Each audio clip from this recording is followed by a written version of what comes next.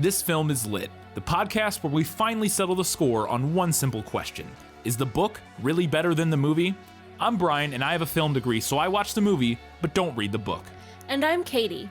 I have an English degree, so I do things the right way and read the book before we watch the movie. So prepare to be wowed by our expertise and charm as we dissect all of your favorite film adaptations and decide if the silver screen or the written word did it better. So turn it up, settle in, and get ready for spoilers, because this film is lit.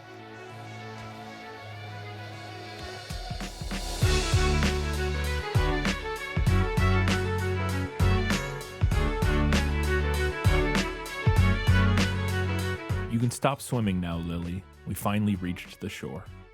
It ends with us, and this film is lit.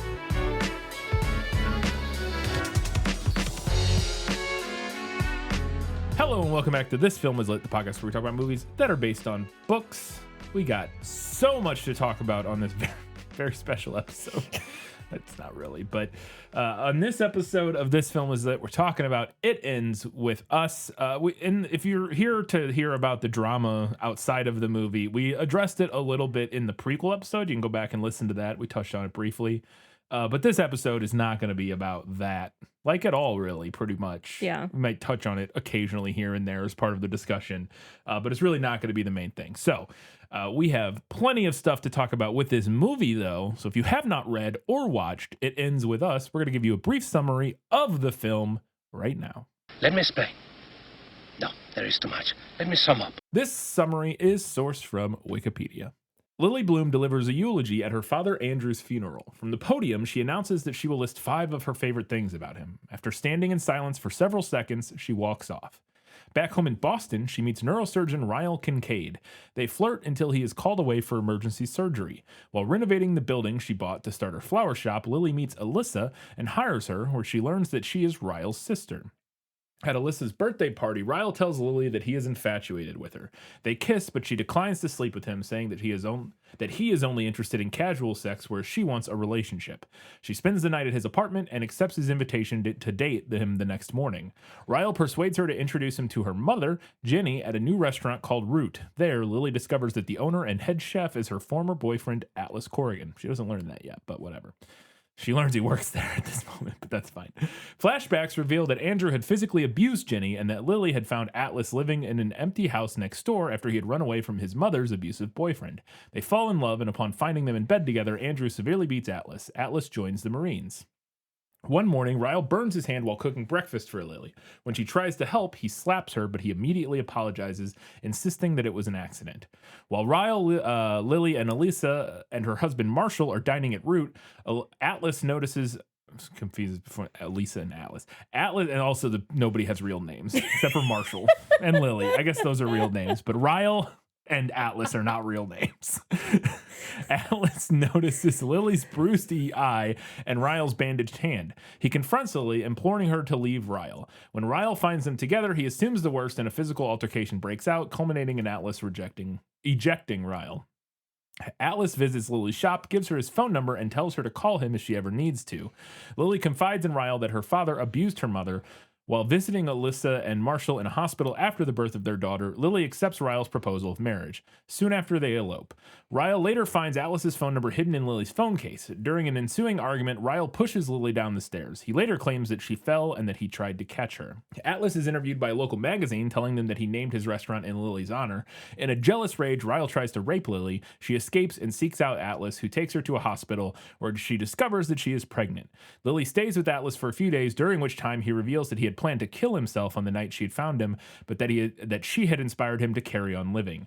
When Lily opens up to Alyssa about Ryle's treatment of her, Alyssa reveals that as a child, Ryle had accidentally shot and killed their brother Emerson, which led to unresolved trauma manifesting as uncontrollable bouts of rage. She insists that Lily not take Ryle back. Lily moves out, but Ryle implores her to return, promising to seek help and stop the abuse.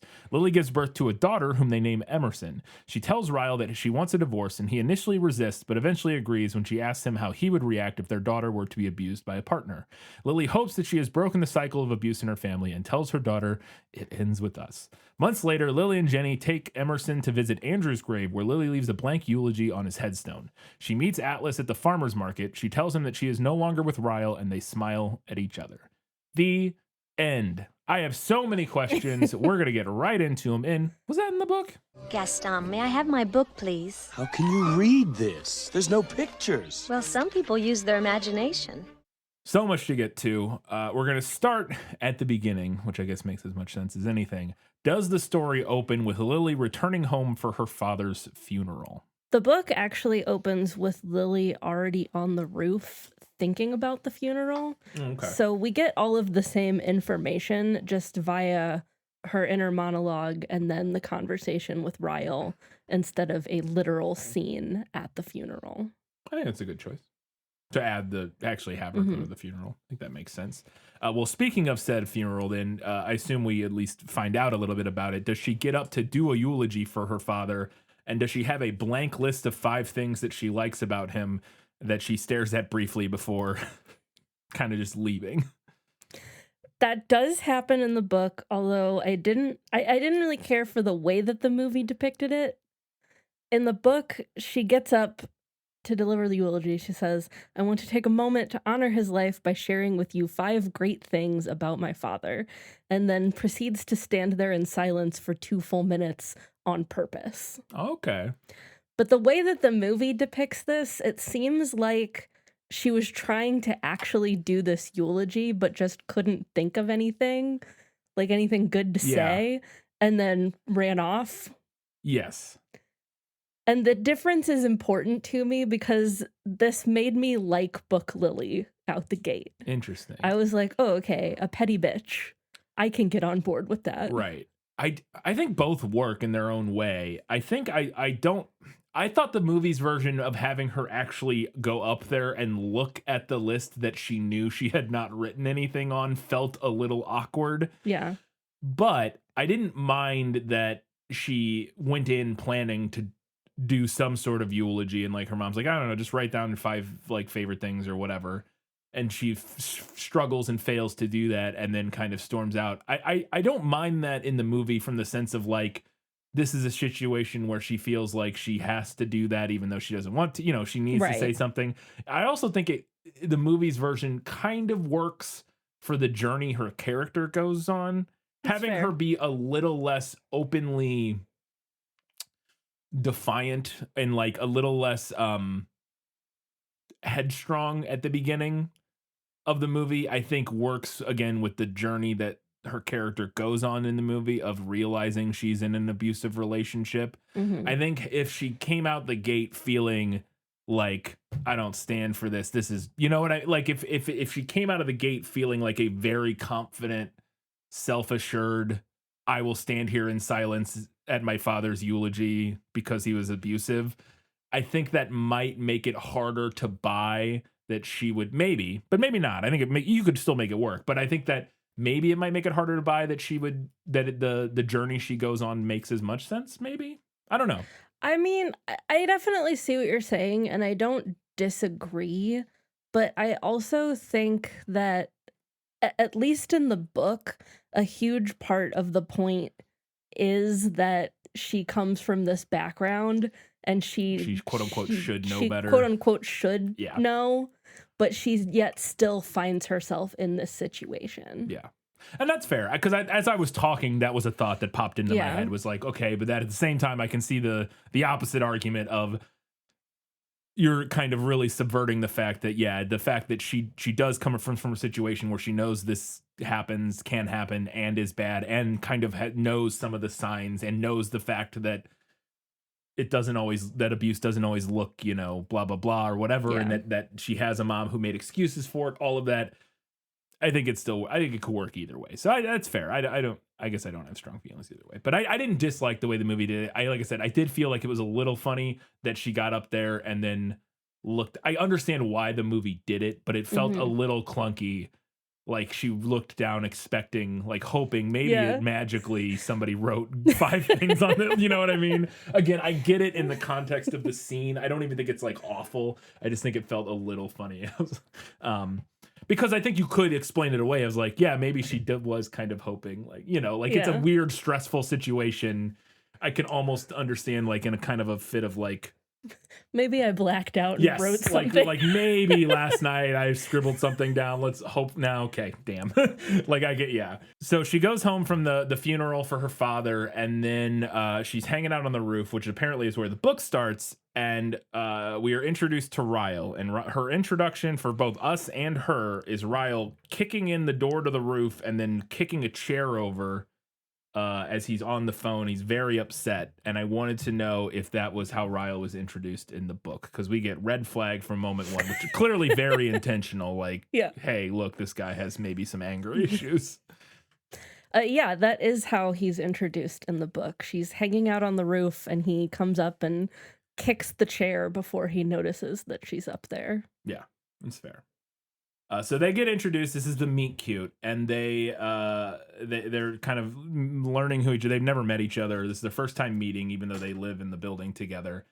And although she says she doesn't, she says she's Yeah, she goes there because she wants to go up on the roof. Oh, okay. Because her Interesting. building doesn't have a rooftop deck, Oh, I don't and know if the movie explained that. Maybe it she didn't, like but- she really wants to hang out on a rooftop deck and like be pensive and look out Gotcha. over the city. Okay. So she just picks a building that looks like it has a nice rooftop deck. Fair. But as they're introducing themselves, he asks what her name is, obviously, and she says after she hears his name and makes fun of his name because his name is ridiculous. Yes. Ryle Kincaid, which is ridiculous. Ryle. Kyle with an R. Yeah, Ryle Kincaid. A guy who gets riled up is named Ryle. Incredible. And yes, the florist, we have a giant bout of nominative determinism in this, because Lily, who is a florist, and her name is Lily Bloom. And in the movie, Ryle kind of lampshades her name. He's like, really? Your name is Lily Bloom? And then like calls her Lily Blossom Bloom as like a joke. And I wanted to know if that came from the book, because that one thing I had heard about this book was people kind of laughing at the names of the characters. And so the movie lampshading that I thought was... So her name actually is, her middle name is Blossom. Oh, it is. I Yeah. thought he made that up. No. Oh. That is her middle okay. name. Good Lord. And he does a little bit, I guess, in the book, but not the way that he does in the movie. They have kind of a similar conversation, but he just guesses that her middle name is Violet instead of doing a whole, like, bit. Okay. But he does kind of lampshade her name. A little, okay. I guess. So the movie or the book does at least acknowledge that it's a silly name. Yes. Okay. Yes. All right. So the next question I had, because this movie started pretty on the wrong foot with me, mainly just by a couple of different things. One, and I had a note about it later, but it might make as much sense to talk about it here. One of the things that really annoyed me, especially in this first scene, which actually kind of ends up working in the movie's favor eventually, was that I found it kind of impossible to watch this movie objectively. And this obviously gets into the outside the movie stuff. But in that opening scene on the roof, I legitimately despised their chemistry and his performance in that scene. I thought it felt really, really fake. But I was also unsure how much of that was colored by my knowledge of him and the movie and the process and everything that happened outside of it and everything going on. All of the drama. I didn't know like how much of my perception of their chemistry and all of that was colored by that. But I also then because I didn't know going into this that he ended up being abusive. I learned that, I figured that out pretty quick. Actually, from the moment he kicked it, I was like, oh, so he's the guy who's the abuser. I legitimately didn't know who, like, you know, I knew this abuse was in the story, but I didn't know like who or how Which or what. guy it was. Yeah, or anything. So as soon as he kicked the chair, I was like, okay, well, this is what we're doing, like, obviously. And so it almost kind of worked in the sense of like, there was like this weird meta level that the movie kind of works in, that knowing Baldoni is just like an asshole or whatever did help my, actually, initially I was like, ugh, I don't like it's making it hard to figure out how I feel about their chemistry. But then thinking back more on it, it almost kind of works in a meta way of like, him, this thing being under the surface despite him projecting this other personality. You know what I mean? And it got to this point where I'm like, oh, this is so weird. I don't know how I feel about it. But that opening scene on the roof, their chemistry wasn't working for me, and it just a lot of that wasn't working for me. And the other thing that I thought was really interesting about it, that changed as the movie went on, and we'll talk about that. I actually started to like the movie more and more as it went. The other thing about that opening or that rooftop scene that really bothered me was just the pacing and where it fell in the movie. It's like we had that opening funeral scene and the stuff with her mom very, very briefly. That's like the first 4 minutes of the movie or something like that. And then she's back in Boston, and then we get this rooftop scene that lasts forever. Yeah. And it just felt like the movie drugged to a complete halt to do this meet cute on the roof that lasts like 10 minutes. It just, something about that pacing and that opening 15 minutes of the movie felt really off to me. And I wanted to know if the book was like structured similarly, because it just felt really, really awkward to me. It felt like the movie just screeched to a halt before it even had a chance to get going. It does fix that, and then basically from the rooftop scene, like after the rooftop scene toward the end of the movie, I didn't really have that issue anymore. It was really just this, it just felt, and I think part of that too was added on of just like their chemistry wasn't working for me. The banter felt overly written, like it felt very, very like scripty, unlike, and so that whole scene just wasn't working for me. And I wanted to know if it came from the book. Like I said, the book actually opens with the rooftop scene. Okay, yeah. And I was not bothered by how the beginning of the movie was structured, probably because I was expecting it, because the rooftop scene is very long in the book, but I can definitely see what you're saying. And I do understand the decision to open with the funeral. Yeah, I think that was a good call. Because I feel like the alternative would be to do like flashbacks to it during the rooftop scene. I don't think that would. Yeah, and I don't think that would be any better. No, I don't think it would be better. I think what would have helped me a little bit more would have been just a little bit more establishment before the rooftop scene. Like maybe you set up, and maybe I'd have to think about more how well it would have worked. But like if you had established a little more about like her store and bought like some of the stuff of her like getting the keys to the shop and like starting to set it up or something like that. Like give a little bit more of the setup before we get, and like I understand why it falls where it does because she's like sitting there dealing with her father's death and stuff. And right. Like, but it just felt like the movie had like I was like, okay, I'm getting to learn a little bit about. I felt like I didn't know Lily enough as a character yet, maybe, for that scene to work the way it did, and for the movie to just screech to a halt on that roof for like 10 minutes to introduce, again, I know he's the other main character. It just felt really weird to me. Like it just, the pacing of it just did not work for me. But like I said, after that, I had no issues. So it was really just that scene. And as like, obviously you learn a lot of interesting stuff in that scene. That's important for the rest of the movie. But yeah, it just, I don't know. It wasn't my favorite scene in the movie. Apparently that's the scene that I think they said that Ryan Reynolds rewrote a lot of. So woof, because a lot of that dialogue is rough, in my opinion. It's overly. It feels like something I would have written in college. Like it's me writing a meet cute 10 years ago. It's probably me writing a meet cute now because I'm not a screenwriter. But like, you know what I mean? Like it's somebody who's an okay writer and like is trying to be clever in a way that just feels kind of exhausting to watch. And I didn't actually get that feeling from like the rest of the movie. And so I don't know. Yeah. But during that scene, one of the lines that I specifically wanted to ask about is because it becomes very, very important later on, which I thought was really interesting, is that in this moment, it really took me out of the scene. It was some of the like overly the overly scripted kind of nature of what was going on here. Is they start flirting, and towards the end of this interaction, she's like, well, I'm not gonna have sex with you, blah, blah, blah, whatever. And he goes, well, how far would you go? And she responds to that question with, I don't know, I'm an unreliable narrator, you could try me. And then he starts like touching her leg or whatever. And I was like, wait a second, that's not, I was trying to figure out what the unreliable narrator was in, like how that sentence even made sense. Yeah. Because like, how far will you go? I don't know, I'm an unreliable narrator. How is that a response to that question? I was like, okay, I guess what she's saying is she's referring to the sentence 2 sentences ago when she said, "Oh, I'm not going to sleep with you," or whatever. And she's saying, "Well, I'm an unreliable narrator, so that thing I said 2 sentences ago might not be true," is what she's implying there. Maybe. I think. Well, maybe. It's very, very clunkily inserted, and in my opinion, but you will figure out why it's there as the movie goes on, and we'll talk about that more later. But I was like very confused. I thought it was a very clunky line. I wanted to know if it came from the book. So Ryle does ask, how far would you go during their rooftop flirtation? But the line about Lily being an unreliable narrator is not in the book. Okay.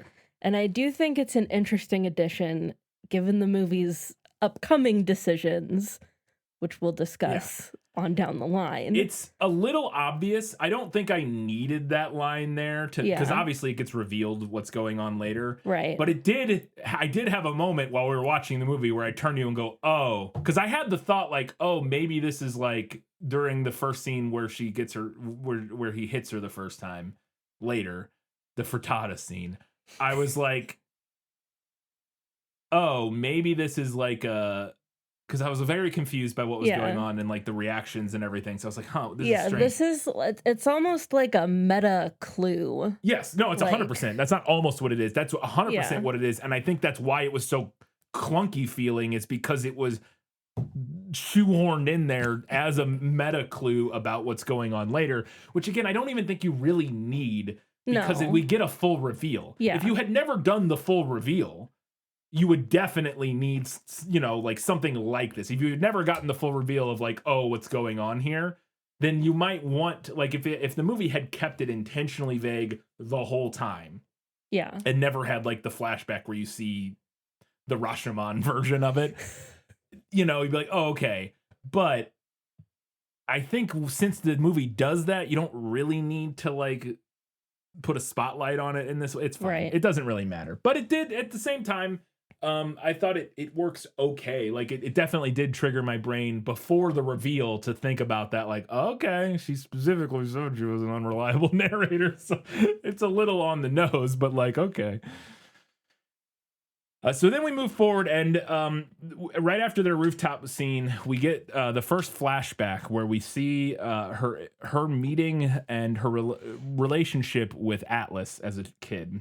And I wanted to know if that came from the book, where we get these kind of parallel storylines where throughout the film, we cut back and we see her relationship as she befriends her homeless neighbor, Atlas, and they become friends and then ultimately lovers. And I wanted to know if the book was a similarly structured where we get like the intermittent flashbacks. Yes, the book is similarly structured where we have these two kind of parallel storylines. However, in the book, this is framed through Lily rereading her old journal from high school, like from the time that this plotline with Atlas was taking place. Which brings me to a running pop culture reference motif that I am desperate to talk about. So this is almost entirely cut from the movie. But when we first see young Lily, she's writing in a journal, and in a blink and you miss it moment, you can see that she has addressed the journal entry, "Dear Ellen." Yes, I did notice that. Yes. So, I even thought to myself, she's writing to Ellen DeGeneres. Oh, but wait. Because the conceit that runs throughout this entire book is that her diary entries are letters to Ellen DeGeneres. That's fascinating. And it's not just like she starts them with "Dear Ellen" and then writes about her life. She also talks a lot about how much she likes and admires Ellen and how much she likes her show and like how funny she is and et cetera, et cetera. There was one line in the book that absolutely fried me, where she was talking about how Ellen interviewed Barack Obama like before, like during his first presidential run. Yeah. And she writes, "Man, so much has happened to both of us. You just interviewed someone who might be our next president, and I'm feeding a homeless boy." I mean, it seems like a thing a teenager might write. I know, and that's the thing. Like, I read that, and I had this moment of like, it just took me all the way out. Yeah. But it is absolutely something a 15-year-old would write in her diary. Yeah. 100%. And this book came out in 2016, which means that Colleen Hoover was writing it like 2014, 2015. Maybe even earlier, but yeah. Maybe even earlier, which was peak Ellen DeGeneres popularity. Mm-hmm. But nobody could have ever predicted how that would age. And Yeah. I just found it endlessly funny. It is very funny because, yeah, they clearly remove all. There's actually another. Yeah, moment. they show her briefly on TV. Yeah, when he comes over for the Yeah. first time, she's watching Yeah, Ellen. she's watching she's like, "Do you want to Ellen." watch TV?" And she's watching Ellen. Yeah. But reading, I have to imagine that reading that in 2016, wildly different experience Yes. from reading it in 2026. Yeah. No, absolutely. Yeah, that is very, very funny. So then back in the current timeline or the contemporary timeline, she's starting to kind of meet and hang out with, she meets Alyssa as she's opening her shop. This woman comes in, played by Jenny Slate, who is just like this random rich girl looking for a job. She's married to a rich guy, it seems like. Yeah. She's bored. Yeah, so. I don't think we know anything really about in the book, I'm it sure we do in says the that book, yeah. he built some apps There you and go. sold them. So now Yeah. they're really rich. And so she's bored and looking for something to do. So she comes in and gets a job at Lily's flower shop. And it turns out that Ryle is her brother. Mm. And that's like, surprise, he's a brother. And so they all start hanging out together. And one of the first things they do is they go to a bar together to watch the Bruins game because this all takes place in Boston. And when they go to the bar, at the bar they go to, if you wear a onesie, like pajama onesies, you get a free beer or something, or some sort of free beer. There's a free beer deal for wearing onesies. And I wanted to know if that came from the book because that was interesting. It does come from the book.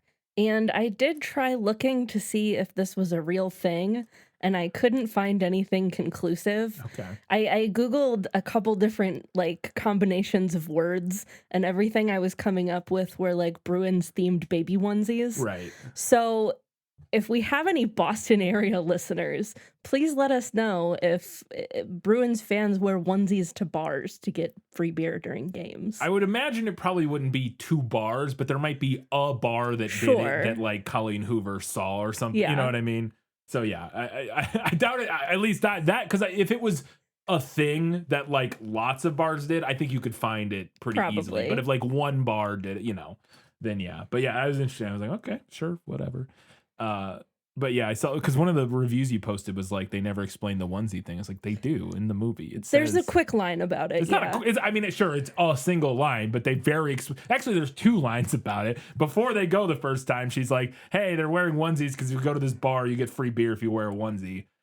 And then at the bar, one of them is like, she's like, "Oh, I'll have wine." He goes, "You don't get free wine for wearing a onesie. You get free beer or whatever." So they say it twice. I was like, it's not really like. The movie explains it pretty explicitly, but whatever. You couldn't miss it. It's not like impossible to miss, but it's not. It also wasn't like it was very clearly explained. I thought, but I've missed things in movies before. I can't. Those in glass houses and whatnot. So as they start hanging out more, Ryle pushes harder and harder for her to like be with him. He's very attracted to her. He keeps coming on to her. He wants to have sex with her. He's flirting with her constantly. And yes, he wants to have sex with her. And she keeps rebuffing his advances to the point where she shows up at this party, at Alyssa's like birthday party that they're throwing, and Ryle's there, and they're having a conversation, and he's like just aggressively flirting with her, and she's literally just like over and over again telling him to stop. Yeah. And he just blows right through all of that. And I wanted to know if that like dynamic came from the book, because I was trying to decide as we were watching it how good of a job I thought the movie was doing writing the line between this guy's an obvious creep versus she made an understandable mistake, and he's basically how much did they ride the line between obvious creep versus like he's charismatic enough to pull this off. You know what I mean? And I think it did a pretty good job. Like, I was actually pretty impressed that the movie, I thought, did a believable job of both making it clear that he was being an overly aggressive asshole, like that this is like not how you should flirt with people, but also making it believable enough that she might find it kind of endearing. You know what I mean? Like, I actually was like, had to give the movie a little bit of props of like, that's a tough thing to do, I feel like. And I thought the movie did an okay job.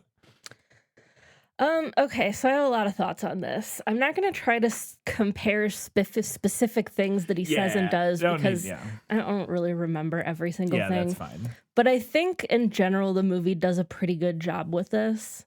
In the book, there's a lot of ink spilled going back and forth between them, and they're talking about how like they want different things because she wants a relationship and he only does one night stands. She doesn't want to do a one night stand, but they're obviously attracted to each other, and they also keep ending up in each other's orbit. Right. And he's aggressive about it. Yes. Yeah. But something that I think the book did really well was writing the line of how his pursuit of her would be perceived. He's a real study in Dobler Dahmer, which for anyone who didn't watch How I Met Your Mother, is a theory that they have on the show that that I'm sure is not problematic in any way because everything about that show has aged so well. Listen, yes. But it's a theory that grand romantic gestures are only perceived as romantic if both parties are mutually interested. I mean, yes, obviously, yeah. So because Lily is interested, she perceives his behavior as romantic, whereas, you know, while you're reading the book, you might be like, oh, that's a little... Yeah. That's a lot, girl. That's a lot. Yeah. And what interested me was that I was reading the book already knowing that Ryle would wind up being abusive. Yeah. So I really had to sit and think about whether or not I would catch all of the red flags if I didn't know that. And honestly, I don't know. Yeah. I'm not sure. His pursuit of her is definitely aggressive at times, but it's also pretty in line with the standing tradition of romance stories. Yeah. Like, there's a scene where he knocks on every door in her apartment building because he knows which building she lives in, but he doesn't know the unit. And yeah, like, I read that as creepy because I knew that he ended up being a creep. But romantic comedies are rife with that type of behavior. If you frame it slightly differently and have him be a slightly different character, suddenly it's romantic. Yeah. And if I didn't know that Ryle would ultimately be an abusive asshole, I probably would have just read it as a genre trope. Yeah, no, I agree. And that's why I said I thought the movie... Well, then in that sense, I think the movie captures that because I think the movie does a pretty good job. Like, I also knew watching the movie that he, especially as we started going, I was figuring out, okay, I didn't know the specifics of any of the story, but like I said, after the scene where he's introduced and he like kicks the chair and stuff, I was like, all right, he's going to end up being abusive, but like we're clearly doing like is she going to see the red flags kind of thing here. Like it became very, very clear very quickly to me what was going on there. But so I knew that. I knew where it was going. But I still thought the movie did a pretty good job of making you go, okay, but like I also understand, like I get why she's not immediately like, fuck you. Like I understand. I thought the movie did a pretty good job of making it believable that she sees the red flags. Like it's not like she doesn't. I think she does, and like to some extent. But she also is attracted to him and finds him interesting and blah, blah, blah. He's a doctor. Like, there's a lot about him that it's a believable, her seduction or like her being seduced by him is believable, I think. And I think it's one of those things that I do wonder if, like, because this movie has pretty negative reactions overall and not very good reviews either. I don't think it's like a great movie. I think it's like a fine movie, like an okay movie. It's got like a 55 on Rotten Tomatoes, which is probably fair. Like, I don't know if I'd give it much higher than a 6 or a 7 out of 10 or something. But like, I think that some people that I've seen talk about this movie were, I think, unable to divorce themselves from the knowledge that what you talked about of, I know this guy ends up being abusive. Yeah. And so everything they kind of view through that lens already knowing that. And so it becomes obvious to them that Lily is stupid. Yes. And you know what I mean? Like it becomes this thing of like, girl, what are you doing? Obviously this guy's abusive, but I think if you don't know that going in, I don't think it's obvious that he's going to be abusive at all. No. Quite frankly. Yes. I agree completely. And like I said, there's clearly, and that's why I thought it was pretty impressive that the movie managed to kind of hit that line of like, I see the red flags, but I also, and there are, like, also like most of the red flags are things that are like, you find yourself asking, that could be a red flag. Yeah. But is it a red flag for this specific person? Yeah. Is it going to be a red flag? I have in a fit of rage kicked a chair in my life. I have done that. I have slammed a door. I have never hit a person since I was in like second grade. You know what I mean? Like I have never, I am maybe the least physically violent person I know. Like this is not the thing I do, but I have slammed a door. I have thrown a thing in a fit of rage at some point in my life. And when you find out, oh, a kid died earlier that day that you're like, okay, yeah, like that's not the end of the world. Like, it's not that outlandish, or it's not necessarily a sign that he's like a raging like asshole that he kicked the chair and slammed a door.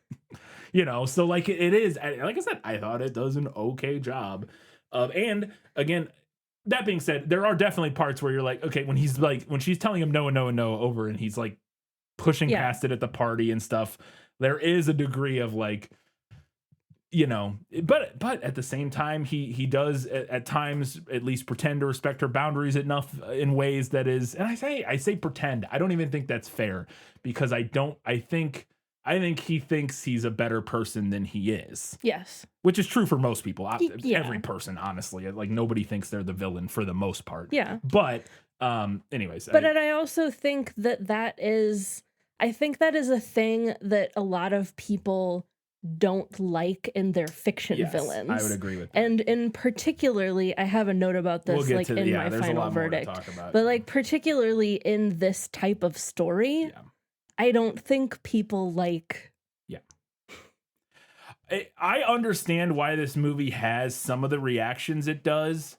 Absolutely. And I think I don't know. We'll talk more about it. We're getting way too into it here. We have a lot more to get into this later. We have so many other sections where we're going to talk about like the depictions of domestic violence and the reactions and how she handles her relationship with him after it and all that. We'll get into all that later. We don't need to do it all right now. So we're just going to move right ahead for now.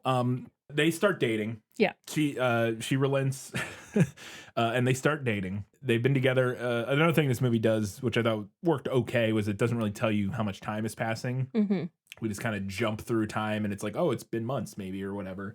And there's usually a way to tell based on either somebody's pregnancy or whatever. But we jump forward some amount of time. They've been dating for a little bit. And she's going to get dinner with her mom at this restaurant called Root. And he comes and he invites himself. And at the restaurant, it is revealed, oh, surprise, Atlas, the homeless kid from high school, works at the restaurant. And he shows up and he's their waiter. What a twist. I wanted to know if that like twist reveal that Atlas works at that restaurant came from the book. Yes, this plays out exactly the same. They're seated, and then surprise, the waiter is Atlas. There you go. Yeah. So let's get to the burnt frittata scene. This is the 15 minutes your whole life can change scene or whatever. Yeah. And I wanted to know how closely the movie's version was to the book, because this is where I got a little, I'm trying to figure out how I want to talk about this, because it obviously gets revealed later what's going on. But when we watched this the first time, I wanted to know if it played out the same, because what we see in the movie is he reaches into the oven to like grab the pan out of the oven and then burns his hand and yanks it back. Yeah. And as like Lily is like walking up, and as he's yanking his hand back, it like hits her accidentally. Yeah. And like she falls over, is like, ah. And then he like apologizes and blah, blah, blah. And I was like, oh, well, that's okay, interesting, because then I was reading along, which I'll do often to make sure I'm not missing anything. I'll read along with the Wikipedia summary. Yes. And the Wikipedia summary, I don't read ahead, but I'll read along like after things happen. And I read that section after, and I was like, oh, it says that he slapped her. That's weird, because that's not what happened in the scene at all.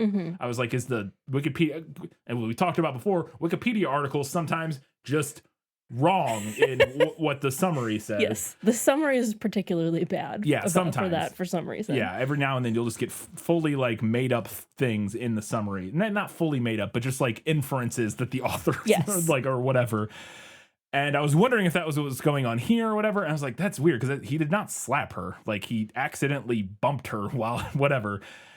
And so I wanted to know if that played out similar in the book because I was comparing it to the Wikipedia article. I have a parenthetical here that says, okay, wait, the unreliable narrator scene at the beginning is making more sense. Maybe that's what's going on here. I had that thought like right after this scene. I was like, okay, maybe that's what's going on here. And then spoilers, it's revealed that is what's going on here. But I wanted to know if the scene played out similarly. Oh, and I guess this could be where I ask, do we get the Rashomon style retellings that we get in the movie?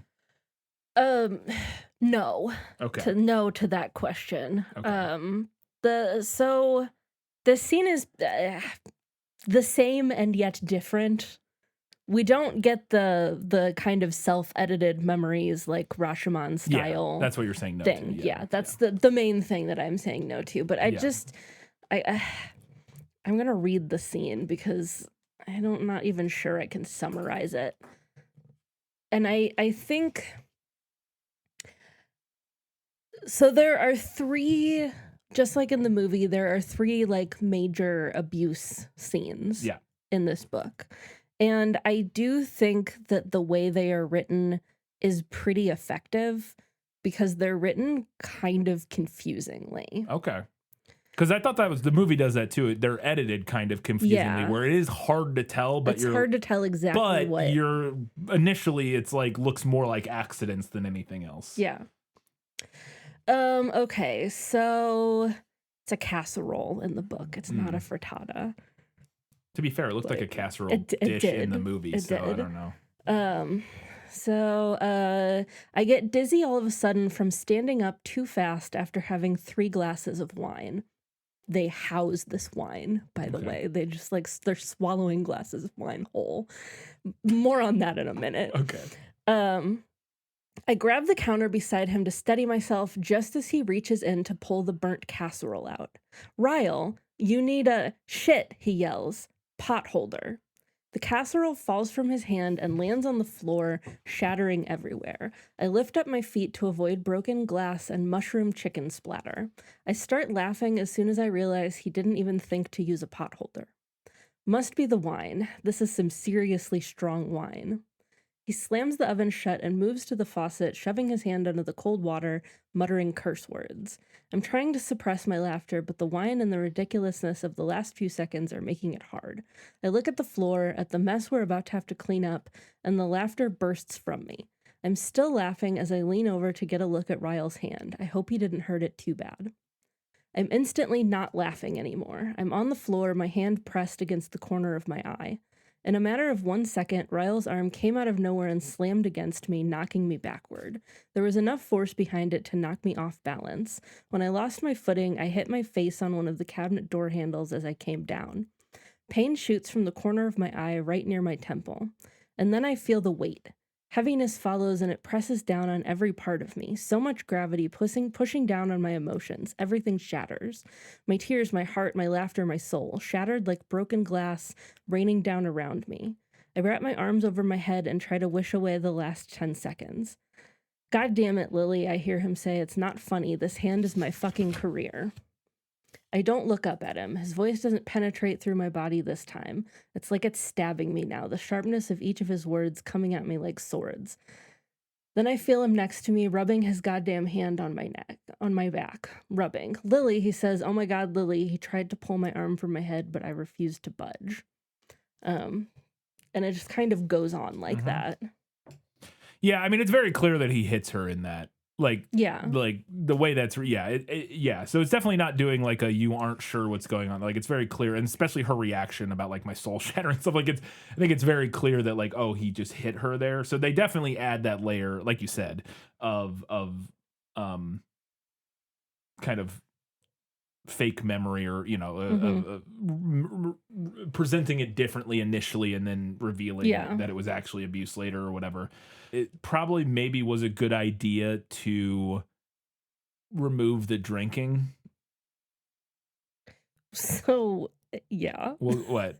One of the things in this that I found really interesting or maybe odd, I don't know, is that I think all of the instances of him Yeah. like abusing her are preceded by him drinking. Yeah, which I And think is fair. I think that because that's obviously a very real yes, that's a thing. very, but also like at no point in this book does anybody ever like, hey man, maybe you shouldn't Oh, drink. nobody ever No, talks about that? Okay, nobody yeah. ever talks about it. Yeah, all right. Yeah, I was just gonna say, I think it also just helps clarify by removing the fact that they're, like, both intoxicated. I mean, they are drinking wine in that scene, I think, in the movie, but Yeah. they're not, Well, there's they no have like implication that a they're, like, drunk or whatever. mimosa or Yeah. something like that. So I do think that removing the idea of them, like, being drunk in those scenes helps. I think you can do a version where that is the case, and I think it would, because that's obviously, like I said, a very real and it's a very real way that that sort of abuse happens a lot. And so I think addressing that could make sense, and that's obviously I think what the book is going for, and obviously probably written from personal experience with maybe Yeah. her dad or whatever. And but I think removing that simplifies the thematic messaging by having it by allowing the audience to focus on her kind of journey of self-discovery of like realizing what's going on and kind of the abusive nature of her relationship, whereas if it was muddied by her having been drunk all the time during all of that, I think it might have been a lot harder to present It's that. just I the don't know. first time where she's been Oh, okay. drinking. Okay. But also, I think if I'm remembering correctly, I think then after this first instance, she kind of uses the fact that she had been drinking as a way to like kind of excuse like, Which I think well, could have maybe I been, didn't maybe I didn't understand quite, like maybe I misinterpreted what happened or I don't remember right because I was drinking. yeah. That would have been maybe that would have been an interesting way to more effectively maybe not more effectively because I think it works fine in the movie, but to have a more in universe kind of explanation for the. But I don't think you need that. So I think maybe that's the other thing is that I think adding the drinking adds this layer of like. Because I was like, what I was about to say was I think you could that could add a layer of like explanation for the like it presenting it as an accident the first time and kind of as what you said of like her memories of the event. What we're seeing in the film is her interpretation memories of the event that where she is manipulating it into a place where her partner is not abusive. Yeah. Right. Right. Where her psyche can deal with Yes, it. where her psyche can deal with it because her partner's not abusive. It was just an accident. It was just a mistake, whatever.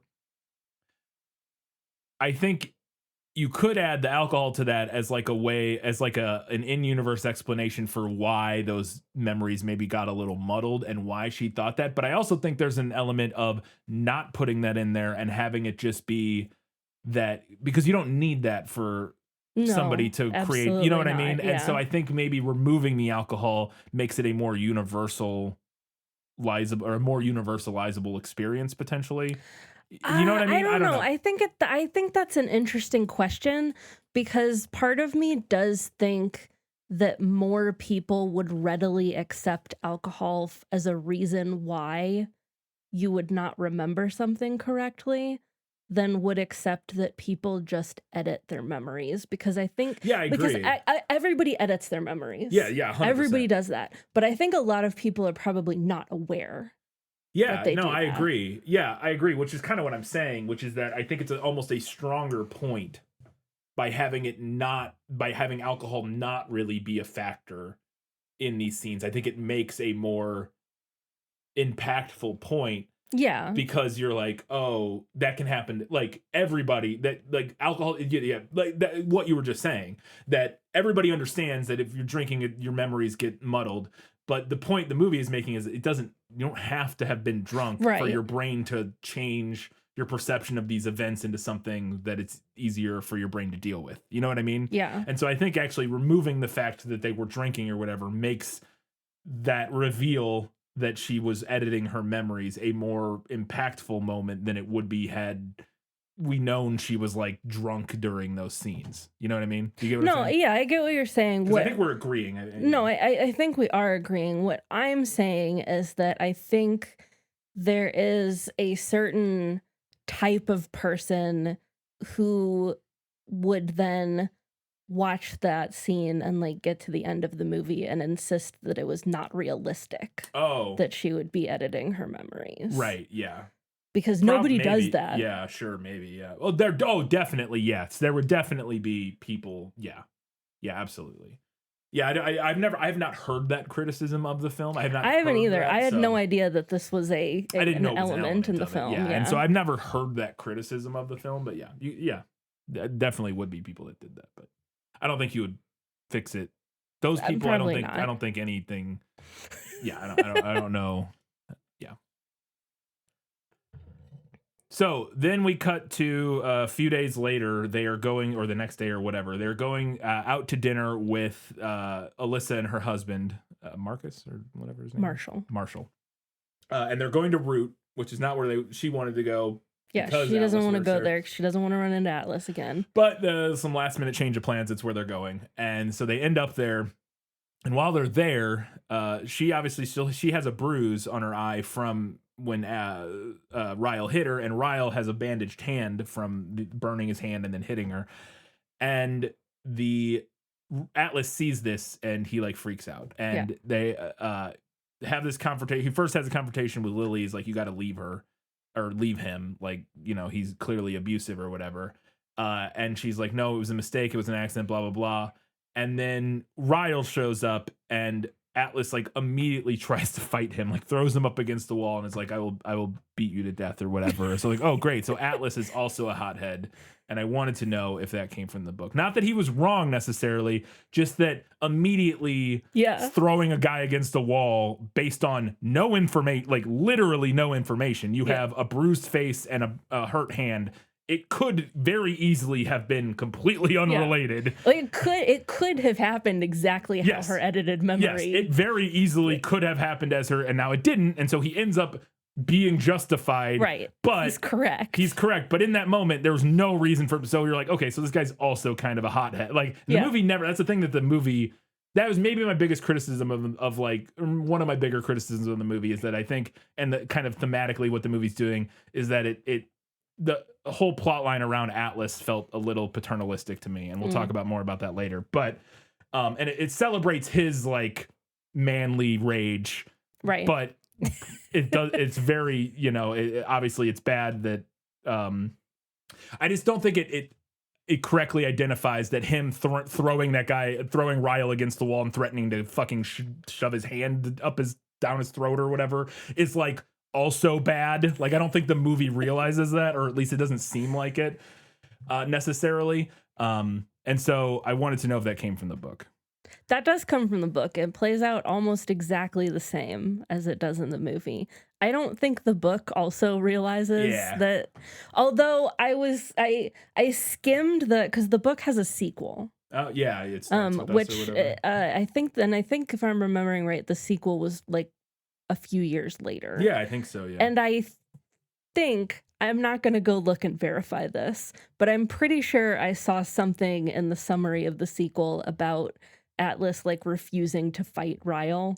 So maybe in the intervening years, Colleen Hoover was like, maybe I shouldn't have. Maybe I shouldn't make the good guy like also violent. Like a violent, angry guy. Yeah, that's fair. Okay, I can see. Yeah, again, it's not even that. But to be fair, on the same side, on the other thing, what the book and movie at least, or I'll speak for the movie. What the movie at least tries to do is, everybody's a complicated, messy person. Yeah. Who all have their own issues. And so like even Atlas isn't a perfect like I don't think it, but it does feel like the movie doesn't ever interrogate that from him at all. And it's just like, yeah, that's fine. I mean, nor does the book. Yeah, it just feels like the movie goes, that's fine. Because he's being protective. Yes, exactly.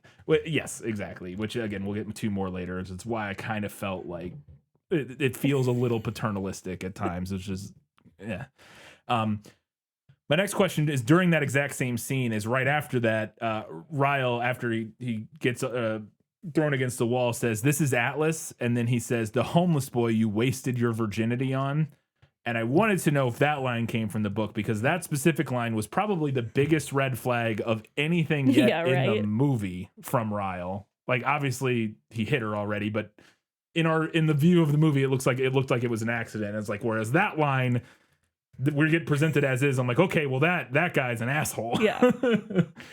So in the book, he says, "This is Atlas, the homeless boy you pity fucked." And I don't know if one is necessarily better than the other. That but one's better. They have different vibes. They have very different vibes. That's a way less. So saying this, the homeless boy you pity fucked, it's still a mean thing, but Yeah. he is throwing that at, he is the person who's being denigrated there is more Atlas than True. Lily. True. Whereas his version, the homeless boy you wasted your virginity on, is attacking her, and specifically from a very patriarchal, gross, valuing virginity way, that you pity fucked this guy is more like he's a loser. Why would you sleep with him? Those are different. You know what I mean? Like, I think the movie's version is way more of a red flag. It's still not good in the book, but it's way less like revealing of some deep seated like misogyny that I think the line in the movie is revealing of. So in response to that, and this is later, we cut forward quite a bit. At some point, Atlas comes and visits Lily at the flower shop. Yeah. After all of this has kind of blown over, like a week or a couple weeks later or whatever. It's maybe even longer than that. It's been a while. I think in the book it's like the next day, but I don't know. He says in the movie, like, I came the next day, but she wasn't there. Yeah, I don't know or how long it's supposed to have been in the. But in it's the been movie. a while, because she's like, why? It's been. She might even say months or weeks. Yeah, I don't she remember. says it's been a while since the thing. Like, why are you here or whatever? And during that, he like gives her. I think this is where he gives her. He gives her his phone number and says, if you ever need anything, call me or whatever. He hides it in her phone case, Yeah. which is important later. Yeah. And as he's leaving, she says to him, "Hey, you weren't. I didn't waste my virginity on you," or something. Like, she's responding to what Ryle said to him. She said, "I didn't waste. It wasn't a waste," or something like that. And he turns around and says, "I know, I was there." And I was like, you know what? That's a good line. Good response. It's a solid repartee. And I wanted to know if that line came from the book. That is from the book. But I do think that it's better as a response to "it wasn't a pity fuck" than it is to "it wasn't a waste." I don't know. I could go either way on that. I mean, it works both ways. Yeah. It works both ways, but to me, it almost is better in the movie, because, again, here's why. Because, well, I don't know. Here's why. It goes back to what I was saying before. It wasn't a pity fuck. Him saying, or him accusing like, oh, it was a pity fuck. Him saying, and her saying it wasn't a pity fuck. Him being like, I know, I was there. Feels a little more like, I know, like it's more about redeeming himself. Whereas in the movie, when she's like, hey, it wasn't a waste. Having sex with you wasn't a waste of my virginity, or whatever he says. I know, I was there. To me implies like, I guess they're the same. I don't know. But what I was going to say is that felt, again, he's almost more defending her in that scene by saying that than he is defending himself, whereas the pity fuck thing feels like more like he's defending himself with that line. Does that make any sense? I don't know. I mean, it makes sense. I definitely see what you're saying. I'm talking less about like the unspoken meaning and more about like just the literal way that the words make sense together. Yeah. Yeah, no, that's fair. Yeah, you're not wrong. Yeah. So then we cut forward quite a little bit more. Alyssa's giving birth now. It's been months. She's been pregnant for a while. Again, the movie doesn't explain how much time has passed. It does marks it by Alyssa giving birth is like kind of how we keep track of time for a big chunk of the movie, or like how pregnant she is and stuff. But we're in the hospital room and she is giving birth. And while she's already given birth, they're sitting around all like meeting and hanging out with the baby. And while they're sitting there, somebody makes an offhand comment about them getting married. And Ryle says like, "Oh, I would marry you tonight if she wanted me to." And she jokingly responds, "Oh, we'll do it," or something like that. I don't know. And he proposes in the hospital while holding his niece. And I wanted to know if that came from the book. No. Alyssa has the baby much later in the book, like right before the final assault that's Lily's breaking point. And I'm honestly, but he does propose to her. They decide to get married. I'm honestly not sure I would call it a proposal, because what happens in the book is that Lily and Alyssa are talking, and Lily tells Alyssa that she would marry Ryle if he asked her, and he overhears this and comes into the room and says, "I would marry the hell out of you," and then they decide to elope. Okay. I don't really have big feelings about this change. I understand the movie wanting it to feel more like an actual proposal. Yeah. So, like, whatever. Yeah, it's fine.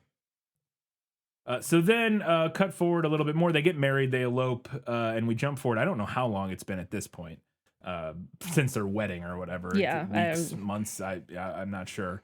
But at one point, he finds Atlas's phone number in her phone. He drops her phone, and the case falls off, and he finds the slip of paper with his phone number on it. Calls it, realizes it's Atlas, and he like freaks out. And this is the scene where we see him kind of push her down the stairs. And this is where I wrote, again, it looked more like he kind of just fell. But this time it was shot, and this is, I thought, pretty clever. It's shot and edited a little more unclearly than the first one was. I was less sure that it was an accident this time than I was watching the first one. You know what I mean? Yes. The frittata scene, you're like, that's very clearly an accident. This time you're like, it's kind of weird looking, but it looks like an accident.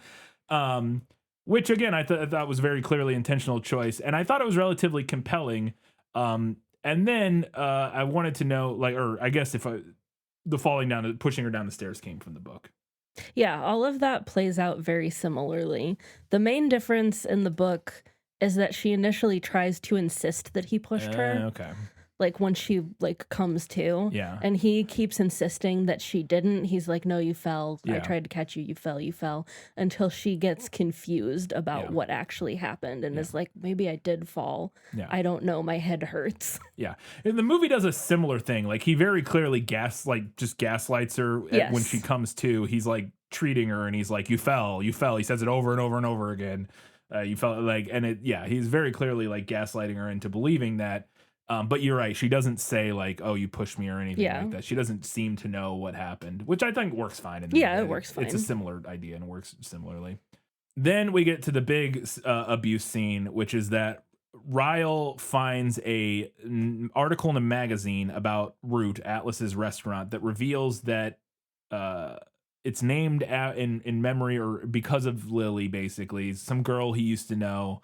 That it talks about the roots and stuff, and then we saw that scene earlier in the movie where she's like, the roots, the most important part of the plant, and I was like, well, all of it's pretty important, but like, I guess I get what you're saying, but like, if you just had roots and none of the rest of it, like, I don't know. It's just, is it the most important? Maybe. It's like, you have to have them, that's true, but you also have to have the leaves, so like, I don't know, whatever. I guess it depends on the type of plant. Maybe. What? I'm just saying, she's a teenager, it doesn't matter.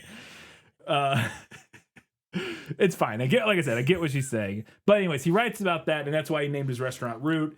And he also reveals that he carved this little wooden heart thing. Yes, which we've seen. That Lily has, but she also has a tattoo of it on her collarbone that Ryle has asked her about like several times. Like, hey, what's that tattoo? What does it mean? And she's always like, it's just nothing. I just got it. Whatever. By the way, relationship tip for people: if you feel like you need to lie about a thing like that, that's should fix that. That's bad. It's either bad. It's either an indictment of something about you or your partner. One of the two. That's bad. There's something bad there. If somebody asks you, "Hey, what does that tattoo mean?" Your partner, who you are married to, says, "Hey, what does your tattoo mean?" And you got to go, "It's just, I don't know, nothing. It's just like a thing from when I was a kid." No, don't do that. Talk about it. Figure it out. Either explain it, or if you feel like you can't explain it, that means your partner is not a safe person and you should not be in a relationship with them. One of the two. Because the correct response in that scene when he goes, "Hey, what's your tattoo?" goes, "Hey, it was the boy that I had a crush on that I slept with when I was in high school. It was our thing together. He made me this little thing. I got it tattooed. I got a tattoo like when I was very young. When I was 16. But you can just explain it. And if you're worried that's going to make your partner freak out, that's bad, and you should not be with that person. But anyway, so she has never explained it, and he realizes now what it is and puts it all together that Atlas was this boy with the tattoo and all that and blah, blah, blah. So he freaks out, and he essentially just tries to rape her as like revenge because he's like, no, I can't remember what he keeps saying, but he like holds her down, and I'm not going to get too specific, but he bites her. He like bites which we don't really see. I didn't realize until after that he did that. We see the bite marks after. I didn't realize he was doing that during the scene. Yeah. I thought he was, I didn't. Yeah, which I guess makes sense. I don't know how you would show that in a way that was not super cheesy in the moment. You know what I mean? Right. Like, yeah, but I didn't realize that it happened in the moment. Does that all happen like that? And my other note that I wanted to add on this is I actually felt like I thought Baldoni overall was not amazing in this movie. I think his energy works for the role.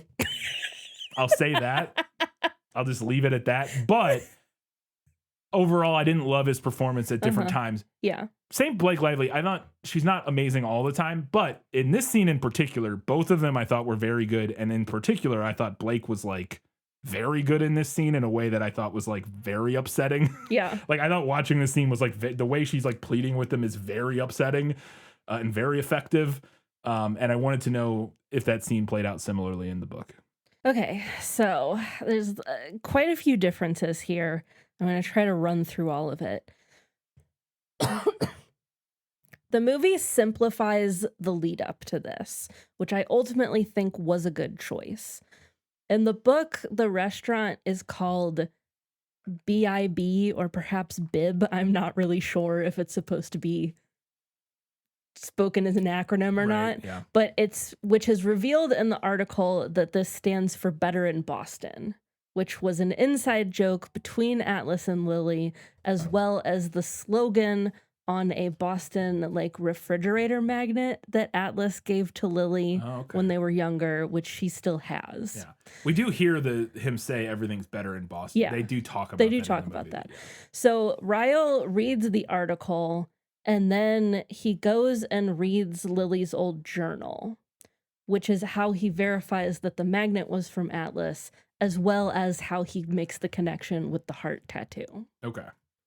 I think that getting rid of the magnet and focusing on the carved heart and the tattoo was a good choice. Yeah, by the movie. You don't need both. Yeah, you don't need both. Yeah. The book's version it's a little less streamlined, especially considering that the carved heart is also in the book, but then basically vanishes from the narrative in favor of the magnet. Yeah. I think the heart it's a better symbol. It's a better symbol. It's less cheesy. Like it's just a more like kind of a timeless thing. Like it doesn't feel so it's a better choice. I get why the movie dropped him reading her journal, since that wasn't really a big part of the movie. We just kind of see her writing it at once. The beginning and then But I found that part of the book to be such a deep betrayal while I was reading it I missed it. I am a journaler-ish. Right, yeah. If I were to come home and you had like read my old journals without my permission, I would feel so deeply betrayed by that. Yeah, obviously. It's like a small thing in the context of the entire overall scene, but like for me personally, that was such a deep betrayal moment. Yeah. The movie actually also depicts the assault less violently. Huh. In the book, it's not super. I mean, it's pretty violent. It's pretty violent. So in the book, he slams his head against hers, and she's like bleeding profusely. And the movie also skips over how she gets away from him. Kind of pushes him. Yeah, and we out. Cut to her in the car. Yeah, she just like is outside. Yeah. But in the book, she has to like wait for him to fall asleep and then wiggle out from under him. And she's creeping around the apartment looking for her phone and keys so that she can leave. But she can't find her keys, and it's implied that he may have hidden them. Oh. And then she has to call Atlas to pick her up. When she says she waits for him to fall asleep, I'm going to ask an unfortunate question. Does he actually rape her in the book? It's implied that, okay, because in the movie, it's very explicitly stated that he does not actually When they her. get to the hospital, she insists that he didn't.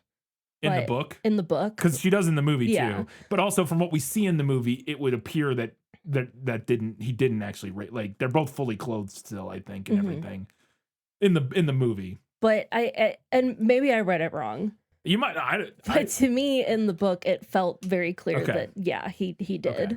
Well, I mean, yeah, I mean, obviously with that I asked because like if he falls asleep on it, like because that doesn't track with like I was trying to figure out how she could have waited so long that he fall asleep, but also he didn't Yeah. like rape her because like in the movie, like I said, he's like attacking her and then eventually she's able to just like force him off of her and run out of the apartment. Yeah.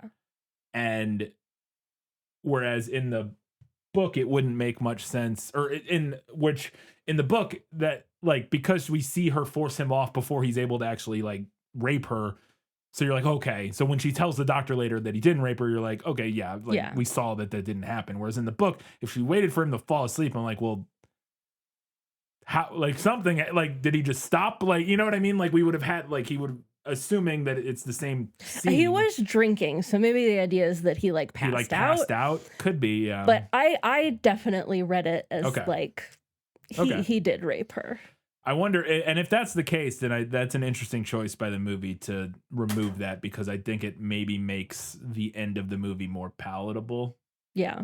Like the relationship from here to the end of the movie feels maybe a little again, it's more palatable if he didn't actually like actually rape her.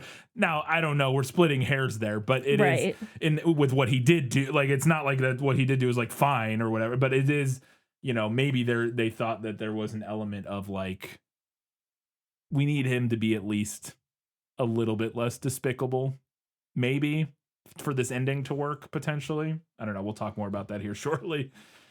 But at the hospital, a line that I wanted to ask about is while she's waiting in the hospital to get checked out by the doctor, she's sitting there with Atlas, and she says to him essentially something along the lines of like, I'm becoming my mom, or I turned into my mom despite, you know, like I promised I'd never become my mom and I am, or something like that, alluding to the fact that her mom was in an abusive relationship. Mm-hmm. And I could see how that would read and come across a little victim blamey. Yeah. I think it's a very real, and this is where it gets messy, where I think it's a very real reaction for a human to have about like judging their mom for being in a relationship like that and and not like, you know, and that sort of thing. But I also could see that, yeah, it comes across a little like victim blamey of like, well, it's she let that happen, or she, you know what I mean? It just feels a little like it feels like it a little bit puts the onus on the abused person to have not be a victim, basically, in a way that I could understand people being like, eh.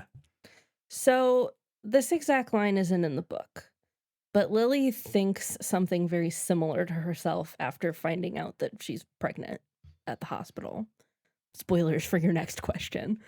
Oh. But she's sitting there and she thinks to herself, I did this to myself. I allowed this to happen to me. I am my mother. And the idea that she's falling into the same pattern as her mother is something that Lily thinks about a lot, especially after this last assault where she's trying to figure out, what do I do now? And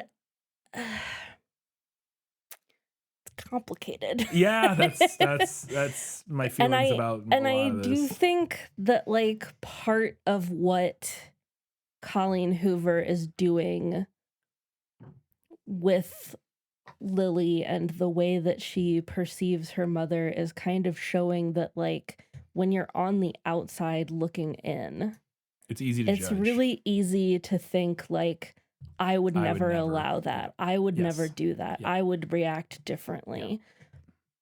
But, and yet. Yeah. It's kind of ironic because I think that's also the issue a lot of people engaging with the book and movie have. Yes. Is they watch it and go, oh, well, I would never.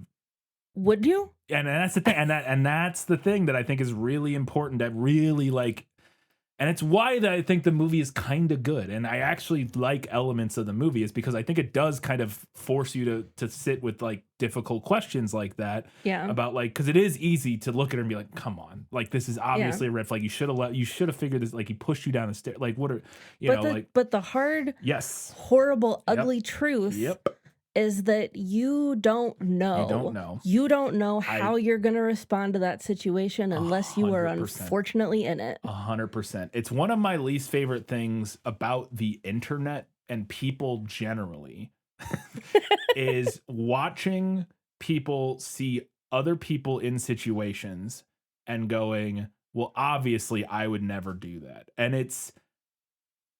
I do it. Everybody does it to some extent, but Yeah. I try to be really, really conscious of the fact that you genuinely do not know what you would do in a situation like that.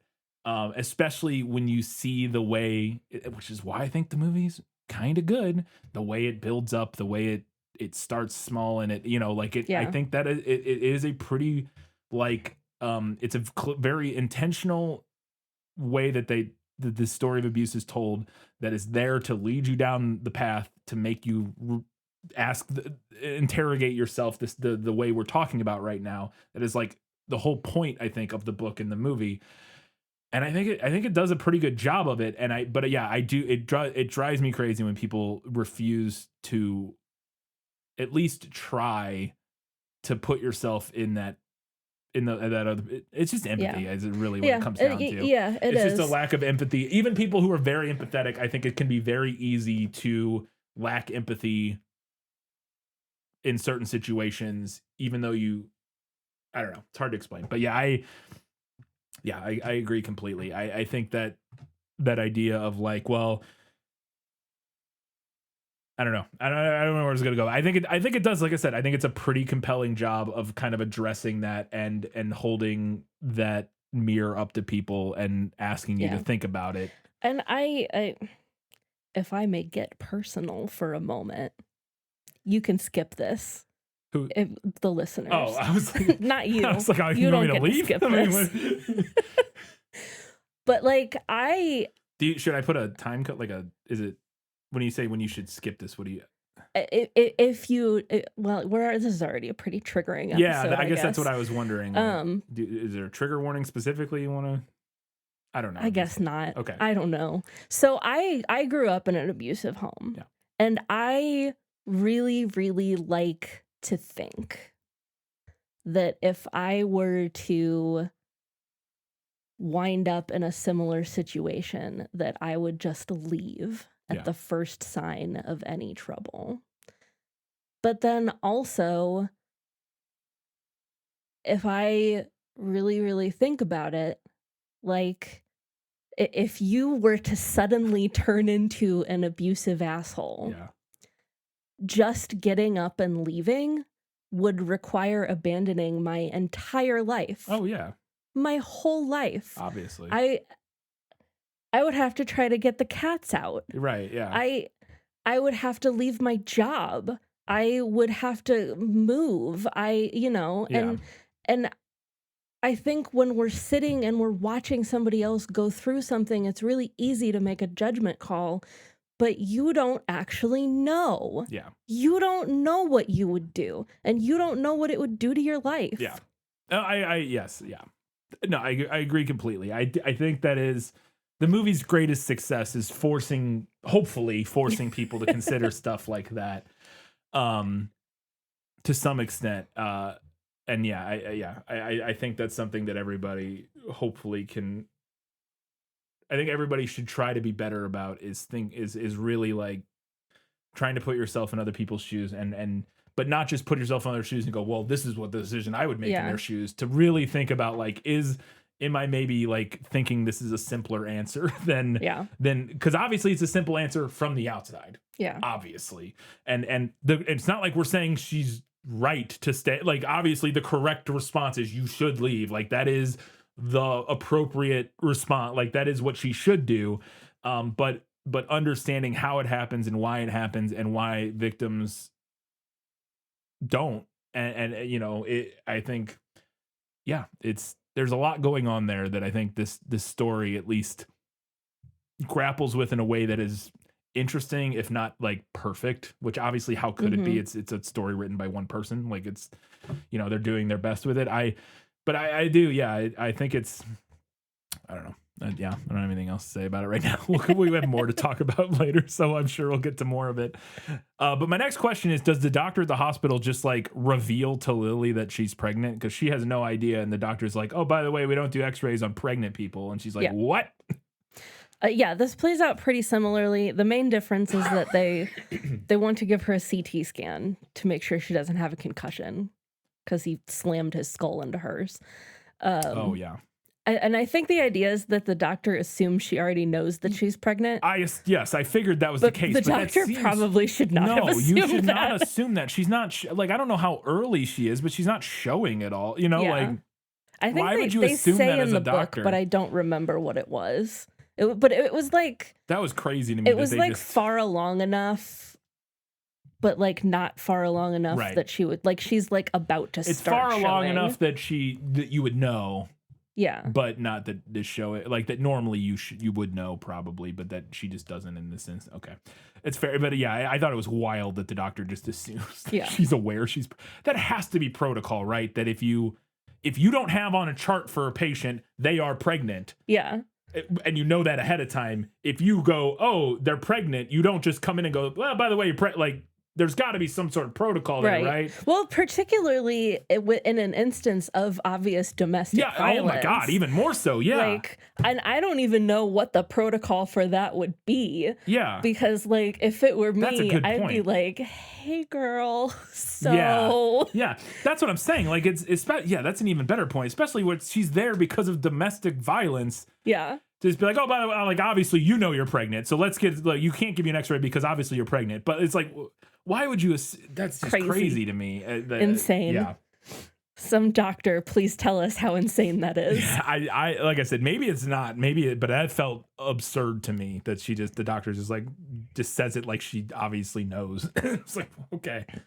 I was wondering if abortion was ever going to come up or be mentioned as an option. It is briefly, which I was kind of, I don't know if I was surprised. I couldn't decide. I didn't know because I don't know anything about Colleen Hoover and like the politics. I really don't either. I don't know much. And like the movie is like, has vaguely, it doesn't really have, I don't say it as progressive politics, but like the people in it are mostly progressive-ish people to some extent. And so I was like, they're not, it's not a pro-life movie. Like I didn't think it was going to be a pro-life movie.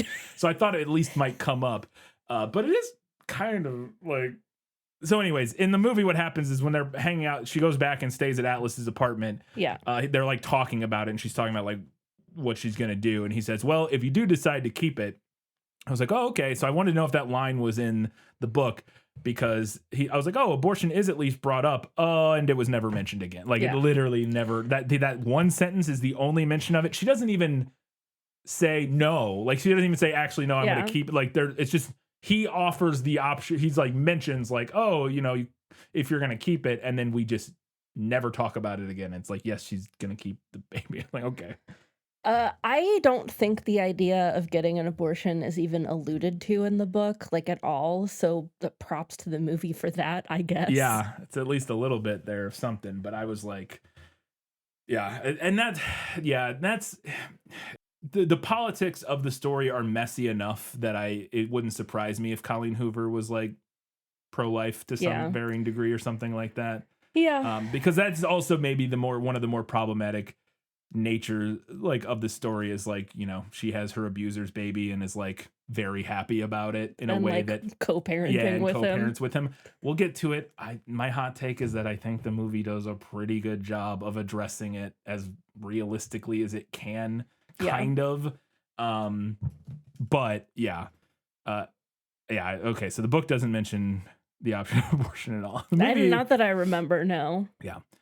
Then we get the big scene between where Lily goes and talks to Alyssa for the first time since all of this has happened, at least in the movie, and is talking to her about how she's pregnant and all this happened and tells her about what Ryle did and everything. And we kind of jump into the conversation mid-conversation. But Alyssa she asks Alyssa, like, hey, can you tell me what happened? Because this was set up earlier in the movie that they had an older or another brother. Yeah.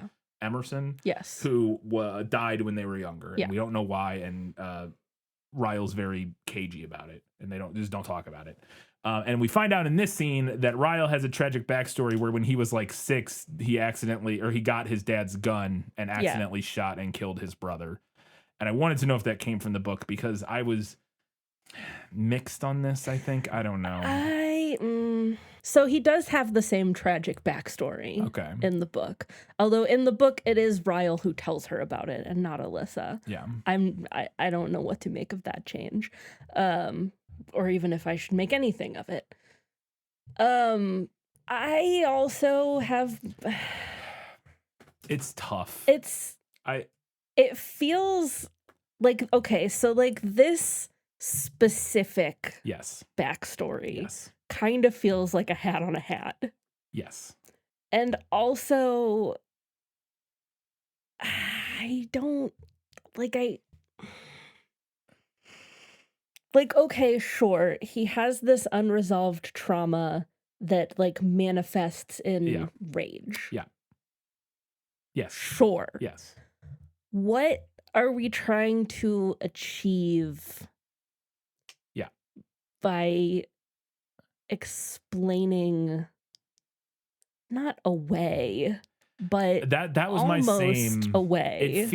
That was my same feeling I got, and I could understand people feeling that way about this. Is it feels like the movie coming up with an excuse for Ryle.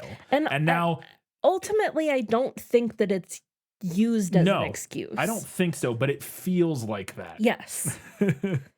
And the issue I think is that it feels like that because like it's so crazy, like it's so over the top that it feels like, well, obviously he has, like it becomes this thing of like, well, obviously how could you expect him not to be deeply fucked up? And like that's true. Like I get what the movie like.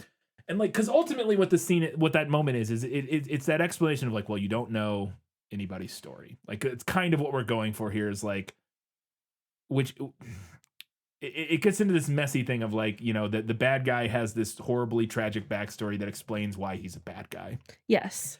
And I think that's true for most people. I think it is. We get into that weird thing where you ride this line between that is true. People aren't evil for no reason. Usually they're usually evil because of some shit that happened to them or whatever. Like there's some trauma or something or awful shit that when they were a kid or whatever that fucked them up, and now that's why they're a bad person or whatever or blah blah blah. Usually that is the case, like because that's just how people work. And the people that isn't the case, then there's probably something wrong with their brain. Like they have a, you know what I mean? Like they just happen to be born a psychopath or something, whatever. Like, I don't know. And so like, there is a truth and a reality to that I think the movie is trying to get at of like, people have reasons for the way they behave and you don't always know those reasons. And it's worth extending people some grace for the things you don't know about them and stuff like that. But in the context of the movie, it also does kind of come across as like, well, it's not his fault. This happened when he was a kid. So like, isn't that unfortunate? And like, well, now we know why he's bad. So like, you can forgive him or whatever. Like, you know, it just feels like we have created the most tragic backstory possible in order to excuse his behavior. Again, it's not excusing it, but it's explaining his behavior in a way that almost feels like an excuse. I agree. You know what I mean? Yes. It's complicated though. Yeah. The other thing that the movie changes, and I forgot about this until just now when we were talking about it, is that the movie moves this tragic backstory reveal. It is revealed much earlier in the book. Oh, okay. It's revealed following the phone staircase incident. Oh. And then it becomes like an additional thing that keeps her there. Yeah. Oh, then I'd much prefer in the movie finding out after I think everything goes down as more of like a retroactive explanation, I think. Or as like a, you know. I could see it both ways. Yeah. Yeah, because it does lead into it playing into her staying makes sense. Yeah. You know, it's like I don't know. Because I honestly almost think that's a kind of an... Because the narrative itself, I think, is not using it as an excuse for him. Yeah. But because she finds that out when she does, she uses it as an excuse for him, which I think is maybe pretty effective. Yeah, for sure. Yeah. Well, we're going to have a million things to say about this next line because, boy, I have so much to say about this. This line was maybe my favorite line in the movie because it got to something that I thought was a very, like, important and true kind of observation about humans and relationships and all of that, Mhm. which is as they're having this whole discussion and she's just explained all this backstory about Ryle and everything. And I don't know if she asks like what you're gonna do, or maybe Lily says like what should I do, or I don't remember something like I don't that. remember. I don't remember what prompts it, but Alyssa, Ryle's sister, says to Lily, "Look, as his sister, I wish you could find a way to forgive him. But as your best friend, if you take him back, I'll never speak to you again." And I was like, that is a really good line because I think it well, we'll get into it. I want to know if that comes from the book and then we can talk about that It line. does. That is directly from the book. Yeah. And I was like palpably relieved Yeah. when Alyssa came out on the other side of this as like a good egg. Yeah. Yeah. No, I agree completely. And I loved that line because I thought it just lays bare such a real thing that I think people know but forget about or ignore when it's other people all the Mhm. time, which is this idea of like, well, obviously she's not gonna like abandon him. Yeah. He's her brother Yeah. who she loves a lot and who means a lot to her. And so that line of like, I wish you could find a way to forgive him because she wants him to be forgiven and be a better person and grow and change and be the brother that she loves and all of, you know what I mean? Like Yeah.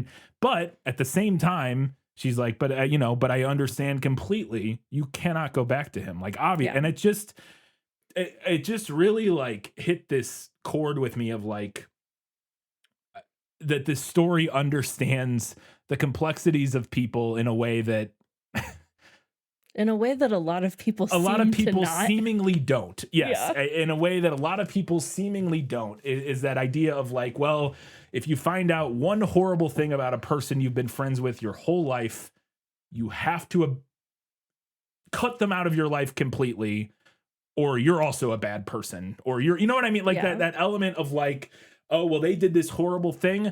They should be completely cut off and like blah, blah, blah. And I think that scene really gives voice to both sides of that like conflict of like, it's an impossible situation and obviously she shouldn't stay with this guy because he's abusive, but also his sister still cares about him and loves him and wants the best for him and like, likes Lily with him and thinks she probably could make him, help him or whatever, but more importantly, worried about Lily. I don't know. I liked it a lot. So yeah. Yeah. Then we get to the birth scene where Lily gives birth to the baby and Ryle is there. He comes in and he helps during the delivery. But he also is then there afterwards and she like lets him hold the baby and stuff. And I thought his performance during the scene was like the worst in the movie. It was pretty bad. They're like, what are we gonna name him? And he or her, and she's like, I was thinking we should name her Emerson or whatever after his brother. And his response is like, I think that's the nicest thing anyone's ever done for me. But the way he delivers it feels It's so awful. bad. It's so cheesy. And I don't think he's horrible. Most of the movie, I think he's fine. But that moment, it just came across so fake and hollow to me. Which it's not supposed to. Like, that's not a moment where, like, earlier, like, when I was unsure how much I'm supposed to, like, believe his act and stuff, I think that all works in, like, the early scenes where he's being kind of a douche and you're like, no. But in this scene, he's supposed to be being very genuine here. Yeah. We're supposed to fully believe this.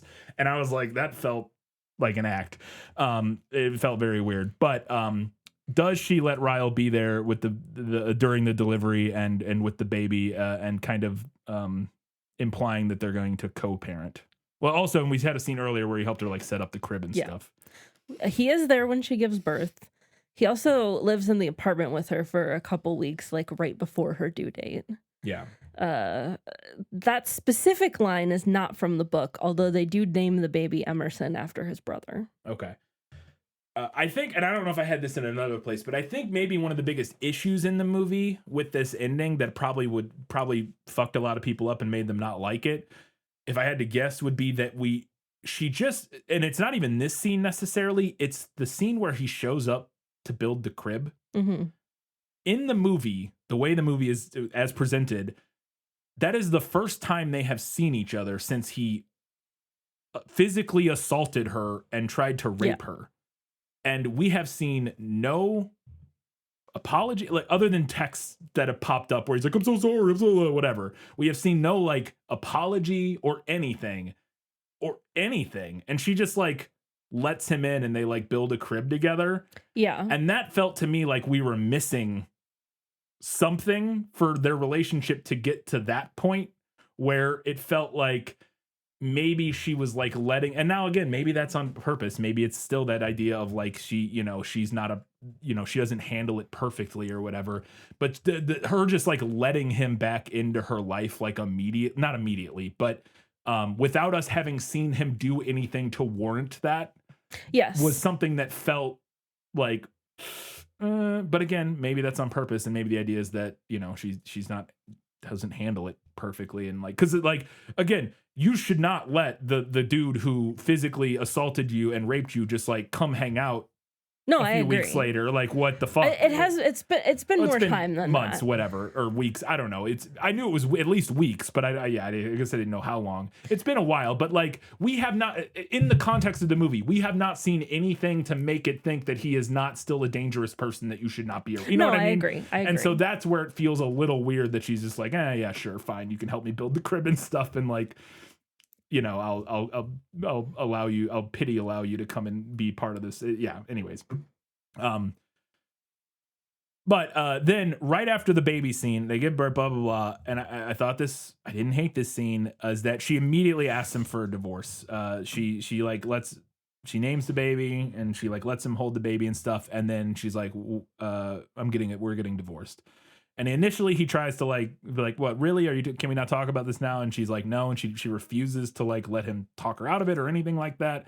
And then she just fucking reads him the riot act to his face about all of the shitty things he did. Yeah. Like just holds it straight to him, which I thought was really effective. She just explicitly says like, what would happen if, what would you say if your daughter, if she, 20 years from now came and told you that, and she just outlines every single thing he did to her to his face.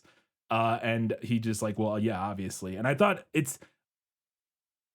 I liked it. I thought it worked really well. And I wanted to know if it came from the book. It is. Yeah. It all directly from the book. And I also thought that worked really well. Yeah. I can understand the idea of it maybe feeling a little, and I think this is maybe one of the bigger criticisms of the book story movie as a whole, is it all feels a little wish fulfillment-y. Like the way it all plays out feels like it's this weird combination of like very realistic, messy people being realistic and messy and blah, blah, blah.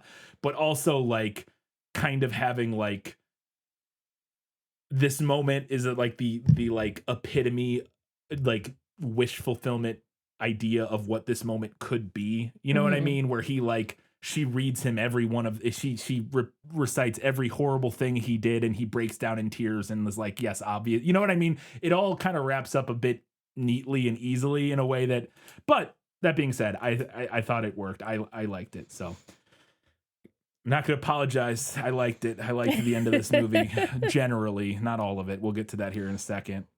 Then, holy shit, my reaction to this next moment. He leaves and she is talking to the baby. And I don't think I have ever been so hype for a title drop because I did not see it coming at all. Yes. And then she's just sitting there with the baby. And I heard her say, she's like holding the baby. She's like, yeah, it stops right here. And I was like, huh? It like hit me like a truck. I was like, oh my God, we're going to get the title drop. Because she said it stops right here. I was like, it ends with us. It ends with us.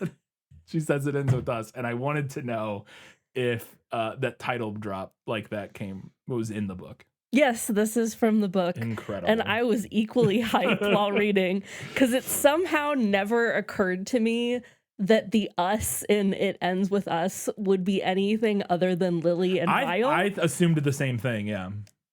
But yeah, no, it's great. And obviously we're joking, but like we're saying is I'm always a big fan of title drops I love a title drop in movies, and it's just always it's like a silly dumb thing that I just really enjoy, and especially when it's done in a way where you can see it coming. It just I don't know what it is. And this one really hit. This one really hit. hit. It really hit. It's I just the setup, and it just I don't know. It almost undercuts the seriousness of the scene, but it's still I loved it so much that I didn't care. It's so funny. So she leaves the hospital. Great, moves on. Separated, gets a divorce from Ryle, and then we see a scene where she goes and drives to the cemetery with her baby. Takes her baby to the cemetery and sees her dead dad's and her mom grave. is also there. Her mom is there, and she goes up and she kind of like introduces her dead dad to her baby, and then puts the blank list, which I think is important that it's blank. She didn't like add anything to it, which I think helps a little bit in this scene. But she puts the note on the little blank list on the gravestone and then leaves. And I wanted to know if that scene happened in the movie because I have thoughts, or in the book because I have thoughts. It did happen in the movie. This is not from the book.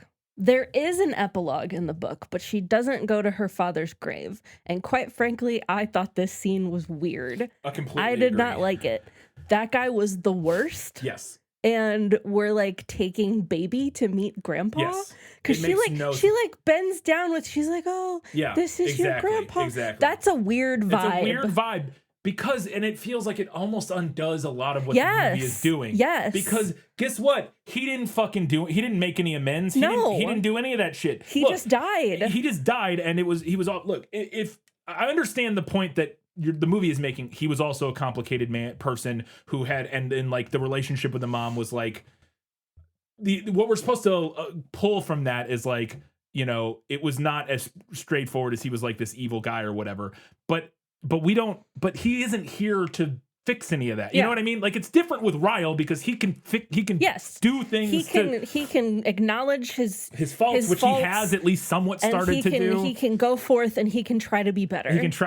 This guy's fucking dead. We're not doing that. Like and so I completely, it felt, and like, it's one thing if the mom wants to like, if she has a different feeling, it would be actually an entirely different thing to me if she went up to her mom and explain to her, which I think is what this scene is going for, is like, it's like almost an acknowledgement to her mom of like, sorry for like maybe judging, which her mom didn't even know she was doing that with her necessarily. So like the thematic through line here that would make the most sense to me and would be the payoff that would work would be her talking to her mom and like forgiving her mom a little bit. Oh, wait till we get to better in the book. Okay. And like, kind of like, you know, saying like, hey, I'm sorry that I, you know, was kind of maybe judged you so harshly over the years. And like, I understand now what you went through and why it wasn't easy and why you made the decision and all that sort of stuff. That is a thing that would make sense. But just going to his grave and being like, here's your granddaughter. I'm like, what the fuck? Well, what are you doing? I think it would even be better if she went to the grave by herself and just like put the blank napkin down. Yes. It would still be unnecessary. But it would feel a little better than what we got. It would still feel a little bit better, yeah. And I do think that the blank napkin is like maybe an attempt to couch this a little bit in like, well, she still thinks you suck because she didn't add anything to that list. You know what I mean? But apparently not enough. But not enough? I don't know. It's weird. Yeah, I did not like this scene at all. I thought it made no sense. My final question then is then we get a second kind of epilogue scene where she's at a farmer's market. I would know a farmer's market anywhere. Been to enough farmer's market, I could spot them from a mile away. That's a fucking farmer's market. She's at a farmer's market and she sees Atlas, turns around, walks up to him, and he's like, so are you still with the guy? And she's like, no. Are you still with whatever? No. Cool. The end. And it's the worst. Neither of these two scenes should be in the movie. Is that one in the book? That does happen in the epilogue, yeah. And I didn't mind it as much in the book as I did in the movie, but it does have a similar effect of taking the wind out of that last line. Yes. I think the movie should have ended with her saying it ends with us. Yeah. It ends with us. credits roll. That would have worked. My thought was because we see the ins without, and then we see her like driving home in the car, and there's like this slow motion of shot of her with the baby in the back, with like the sun on her face. End it there or whatever, that because that's right before the cemetery. Like end it there or what you say. Either way, just end it there. That's all you need. You don't need, and because all the rest of this does is it refocuses it on men in a way that feels weird and gross and pointless. And I don't know if in the book, the epilogue does feel like it is leaving the door open for a sequel with Atlas, which is ultimately what we get. Right. So, like, get your paper, Colleen Hoover. Well, and then even beyond that, even if the movie wants to do the scene at the farmer's market, don't do the conversation. Just have her see him across the thing, and he kind of smiles, and then it ends. It ends. And we can imagine what happens. But we have to have a whole conversation where she walks up and goes, I am no longer with my abuser. Oh, that's great. I am no longer with my girlfriend. I guess that means we can be together now. It's like, what the fuck? Like, it's so, it's bad. That scene, those final two scenes are bad and they shouldn't be in the movie, but whatever. All right, I got a couple more questions and stuff we want to discuss in Lost in Adaptation. Just show me the way to get out of here, and I'll be on my way. Where is it lost? Yes, and I want to get unlost as soon as possible. There's this brief conversation that they have early in the book or in the movie that I want to know if it was in the book or if you have any extra, because I thought this was really interesting. And I wanted to know if this type of dialogue and banter came from the book, or if you could tell if it was trying to ape something in the book. It's obviously hard to know you can't do dialogue the same way in writing that you can in a movie. But there's this brief conversation where Jenny Slate, Alyssa, comes in, and there's when they first meet, and she talks about how she hates flowers, and then Lily responds and like briefly waxes poetic about how she hates corporate flower shops because they ruin the beauty of other flowers. And I was so confused about this conversation because I'm just gonna read it real quick. I found the transcript online. She says like Alyssa says like I hate flowers, and Lily goes like, oh, I agree, I find them depressing because I feel like, I don't know, it's like the beauty of what a flower is. This is ridiculous. The beauty of what a flower is has been lost, right? It's like we order them like takeout now. It's and then she's Alyssa's like yes, and she's like right, it's what you're talking about. It's highlighting the pain and the tension and the the fact that it's fleeting and it's storytelling, and I don't know, and that's actually what I find beautiful about it, and that's what I'm trying to do here. So, and it's so awkwardly stated for a movie, because I was like, what is she even trying to say there? To the point where I was like, well, that doesn't even like, what is she trying to say? But then I thought about it. I'm like, is this brilliant? Like, I don't know, I'm blanking on the word for when something is like super true to real life. There's a word for it that I'm blanking on. But I was like, is this like super realistic writing? Because that's how people talk. That's how I talk all the time, where I'm trying to express a point about something and you're kind of stumbling your way through it. Like it's like we order them like takeout now. It's what you were talking about. It's like highlighting the pain and the tension, and it's it's that feeling, and it's fleeting, and it's storytelling. Like she's connecting points in her head, but not all of those points, all of the words she's thinking in her head are not coming out of her mouth. But it kind of makes sense, and you get the gist of what she's saying without, you know what I mean? Do you know what I'm saying at all here? Yeah, about this dialogue? I get what you're saying. I thought it was fascinating, and the movie does that a few times. This is the big one, but on top of this, the other thing the book or the movie does quite a bit of is people like talking over each other. Yeah. Which I thought was interesting, because again, that's the thing movies tend not to do or try not to do. It depends. It's a style thing. Some movies do it a ton. There's a whole subsets of movies where that's like the specific thing they do. They're called like mumblecore movies, but like anyways, I thought that was interesting, and I wanted to know if that felt like it was trying to capture anything from the book. I didn't feel like it was. Okay. That was not a vibe that I got from the book, and I'll be honest that I didn't like this. Really? I know. So I didn't initially. Sorry, go ahead. Particularly this one. Well, some of the early ones between Lily and Ryle I thought were too like quippy. That I completely that the rooftop scene's so quick. But this one, I see what you're saying, and I see what the movie is going for. But maybe it was the performance. It felt rehearsed. I agree with that. Me. I will agree with that the performance of it felt rehearsed. I agree with that, but I actually, because I initially did not like it. I was like, what is she, what? But again, as I thought about it more, I was like, that's actually really interesting because you just so rarely see that in movies where people talk clumsily and awkwardly like they do in real life, where they like circle around a point they're trying to make and they like trail off like we do on this podcast, or at least I do on this podcast all the time, where you're trying to get a point out and you're making points around your point and you're connecting some words, but then like you kind of trail off and you're hoping the person is filling in what you're you know what I'm doing it right now. I'm literally doing it right now. But anyways, I thought it was fascinating. Anyway, we move on.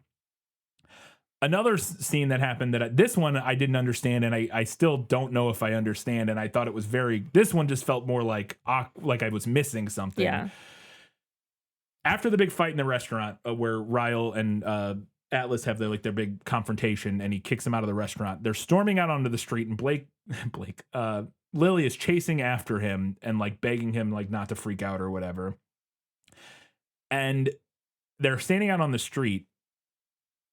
And she says, like, I don't know him. I mean, we were kids. I don't know him now. And Ryle responds, anyone but him. Anyone but him.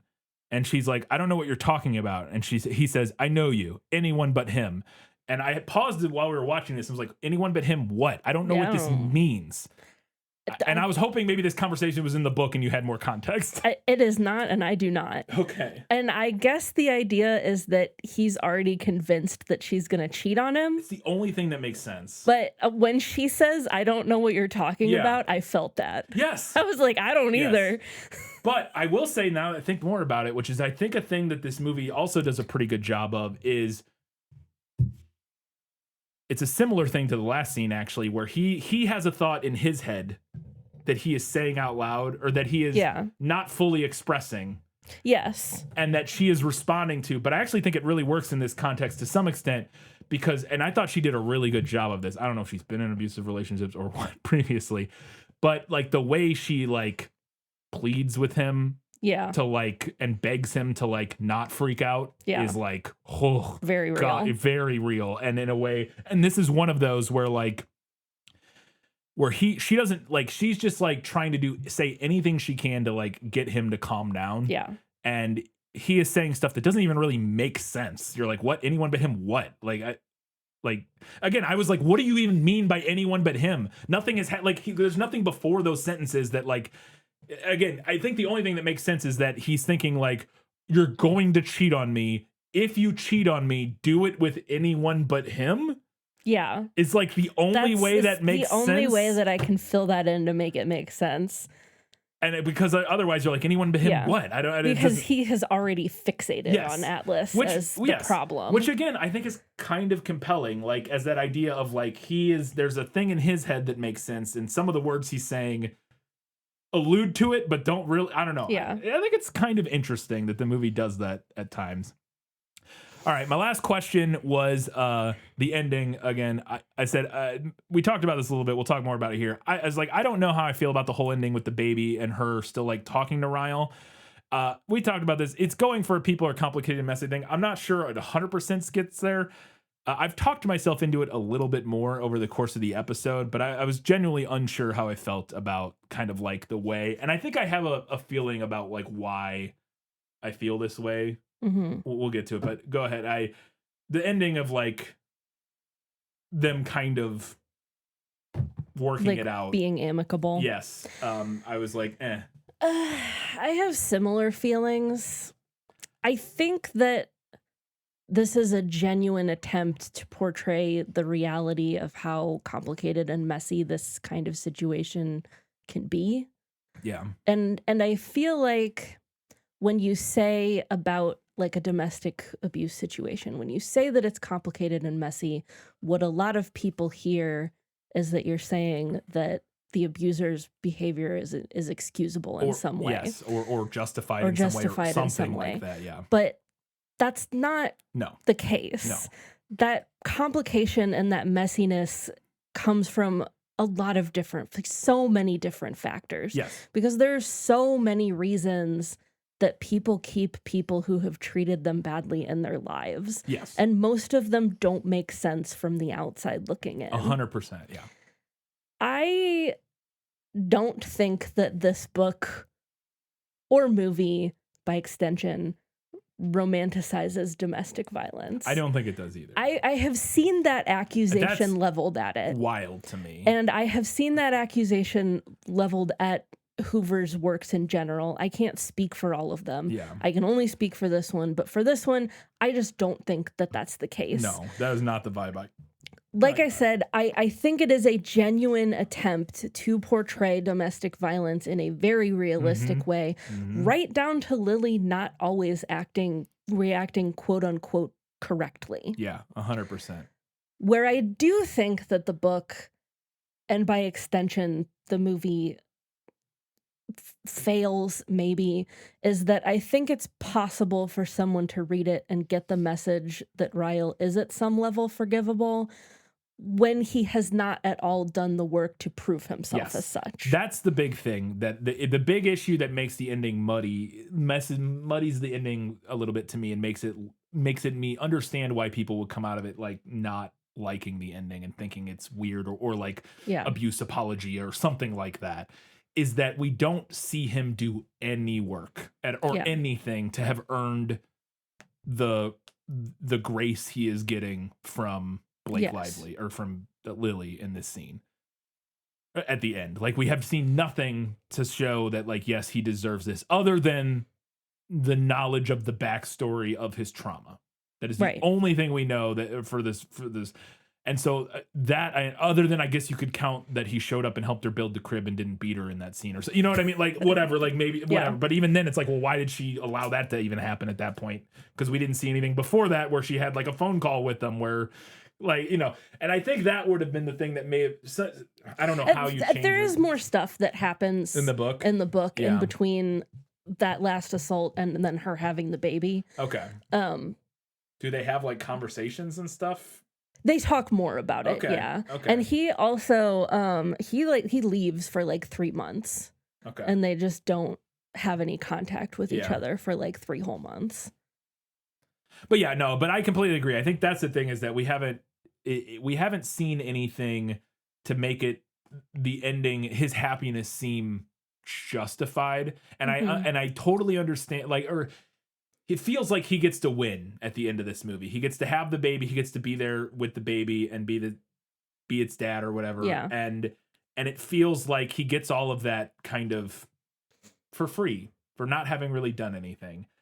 And I understand that feeling or that sentiment entirely. I would imagine that's probably why a lot of people don't. I don't know. I haven't seen all of the reasons that people discuss why they don't like this movie or whatever, or find it to be like romanticizing domestic violence or you know, minimizing it or anything like that.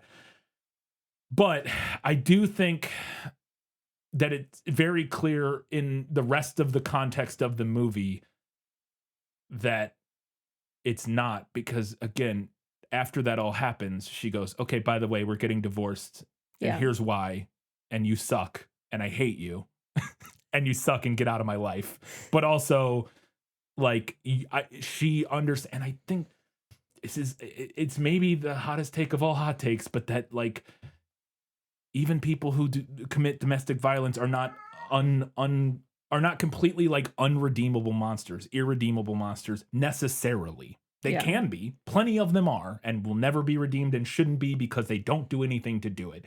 But I think in the context of this movie, we know just enough about his character to know that maybe he could be not that person. He has seemingly a sister who cares about him a lot, who seems to be a pretty reasonable, good, relatively good person. I don't know. We don't know a lot about her, I guess. But based on her conversation and her interaction with Lily about her brother, we at least understand that she understands that his behaviors are horrible and that blah, blah, blah. And like, and that she knows that he needs help and needs to change and all of these things. So hopefully he can get that help and change in the way that he needs to, so that he can not be a dangerous and horrible person to be around. And so I think the movie is like doing its best to kind of balance all of those things in a way that is relatively realistic. And it's, I don't know. I don't know. It just, I understand. I also completely understand how somebody who had been in a domestic violence situation or whatever could watch this movie and be very mad about the ending of it and feel like he is getting off easy, and that this is like kind of minimizing the harm he caused. I totally understand that. I could see having that reaction, but I also just think that the movie's trying to do something different, and I think it kind of succeeds at least a little bit. I don't know. Yeah. Any other thoughts on that before? No. But also, and I don't really know the point that I'm going to make with this because I didn't think it all the way through in my head. That's how I start every sentence on this podcast. So. But something that I kept thinking about as I was reading this book, particularly after the reveal that she's pregnant and when she like doesn't know what she's going to do, I kept thinking about A Streetcar Named Desire. I have not seen A Streetcar Named Desire.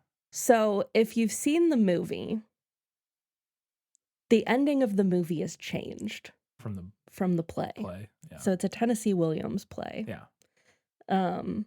It's very good. The movie's also very good. Famously, yeah. So it's about an abusive man. Okay. And at the his wife has a baby throughout throughout the story. By the end of the movie, she like has the baby. I think she's just pregnant for most of it. It's been a while since I've seen it. But at the end of the movie, her sister has been staying with them, and then the husband rapes her and like abuses her to the point where at the end of it she gets like carted off to like an asylum, basically. Okay. Like a sanatorium or whatever they call it. Yeah, back in the whenever that was. And the mother is standing outside of the house holding the baby, and it's a very triumphant moment at the end of the film where she's like turns to the baby and she's like, "We're never going back up there. You'll never have to worry about this. We're not going back." And it ends all triumphant. In the play, she's standing outside of the house thinking, and then she like hangs her head and walks back inside. Wow, yeah. Because she doesn't have any choice other than to walk back inside. Yeah. And I don't know how this connects to this. I mean, it's very clearly a very similar kind of idea, like playing with some similar ideas at least, but yeah. I don't know how exactly my brain wants to connect those two, but my brain really wants to connect them. Yeah. Yeah. I also have not read that play since high school, so. Yeah. Interesting. All right, let's go ahead now and find out what Katie thought was better in the book. You like to read? Oh, yes. I love to read. What do you like to read? Everything. The rooftop scene, when he goes up there, they have a little quippy exchange about maraschino cherries. Yeah. And I think I will say the Ryan Reynolds influence in this scene is now screaming at me from the roof. Ironically, the rooftops. The more I think about this scene because of how quippy it is. And like I take it she's referring to his cigarette because he's smoking a cigarette in this moment, and she says something about maraschino cherries killing you. But I don't understand. Why are they talking about maraschino cherries? She just brings it. No, it's nothing to do with the cigarette, I don't think. Then why does she bring up what? I would have to go back and find that. They say she just brings it up as like a fun fact, I think. Or no, she says like, I used to believe. Isn't this part of their truths about each other? That's their naked before they start doing that. Oh, is it? That's like the first thing she says to him. I would have to go find the transcript because I thought it was during that where she's like, "Oh, I used to believe maraschino cherries would kill you." Because the context of it, she said, or at least I remember parts of it. She says, "I used to believe maraschino cherries would kill you. That like if you ate them, they would like, or maybe not kill you, but they would sit in your stomach forever and then do something." I can't remember. Hold on. It's not important. It is. That's what it is. He says, "You're making me nervous sitting so close to the edge. Please, like, move away." And she says, "Cherry on top?" Oh. Or he says, "Cherry on top." And she says, "I'm okay." And he says, "You gotta be." And then she says, "I once read that maraschino cherries stay in your stomach for like 7 years or cause cancer. I forget which." And he says, "I didn't know that about maraschino cherries." And she said, yeah, I may have made that up, but they're pretty gross. Yeah, they're definitely gross. And that's the whole Okay. thing. It's just that. I think it was the cancer part that made me think she was like somehow shading the fact that he was smoking a cigarette. And I was like, I don't understand why she brought that up via maraschino cherries. Anyway, that really confused me.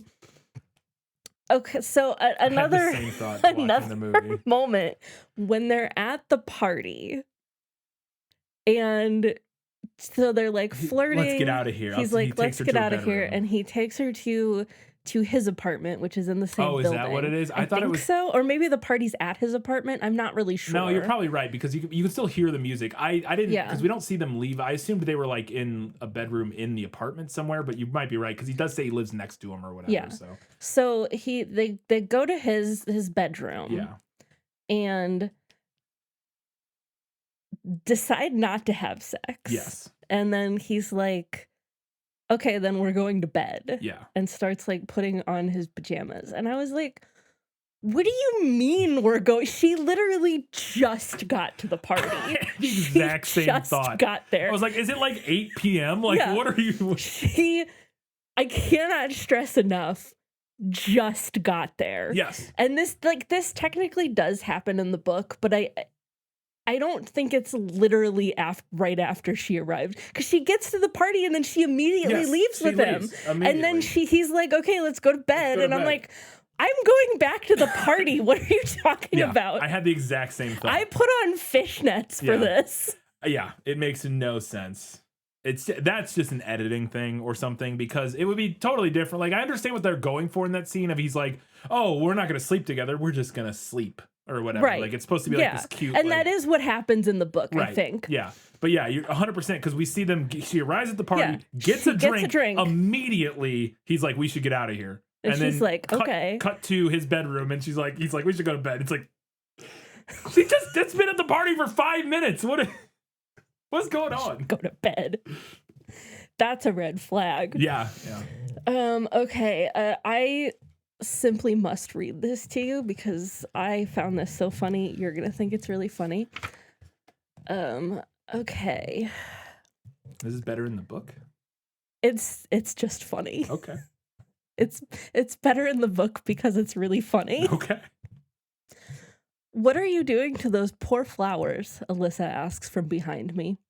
I clamp another silver washer closed and slide it down the stem. Steampunk.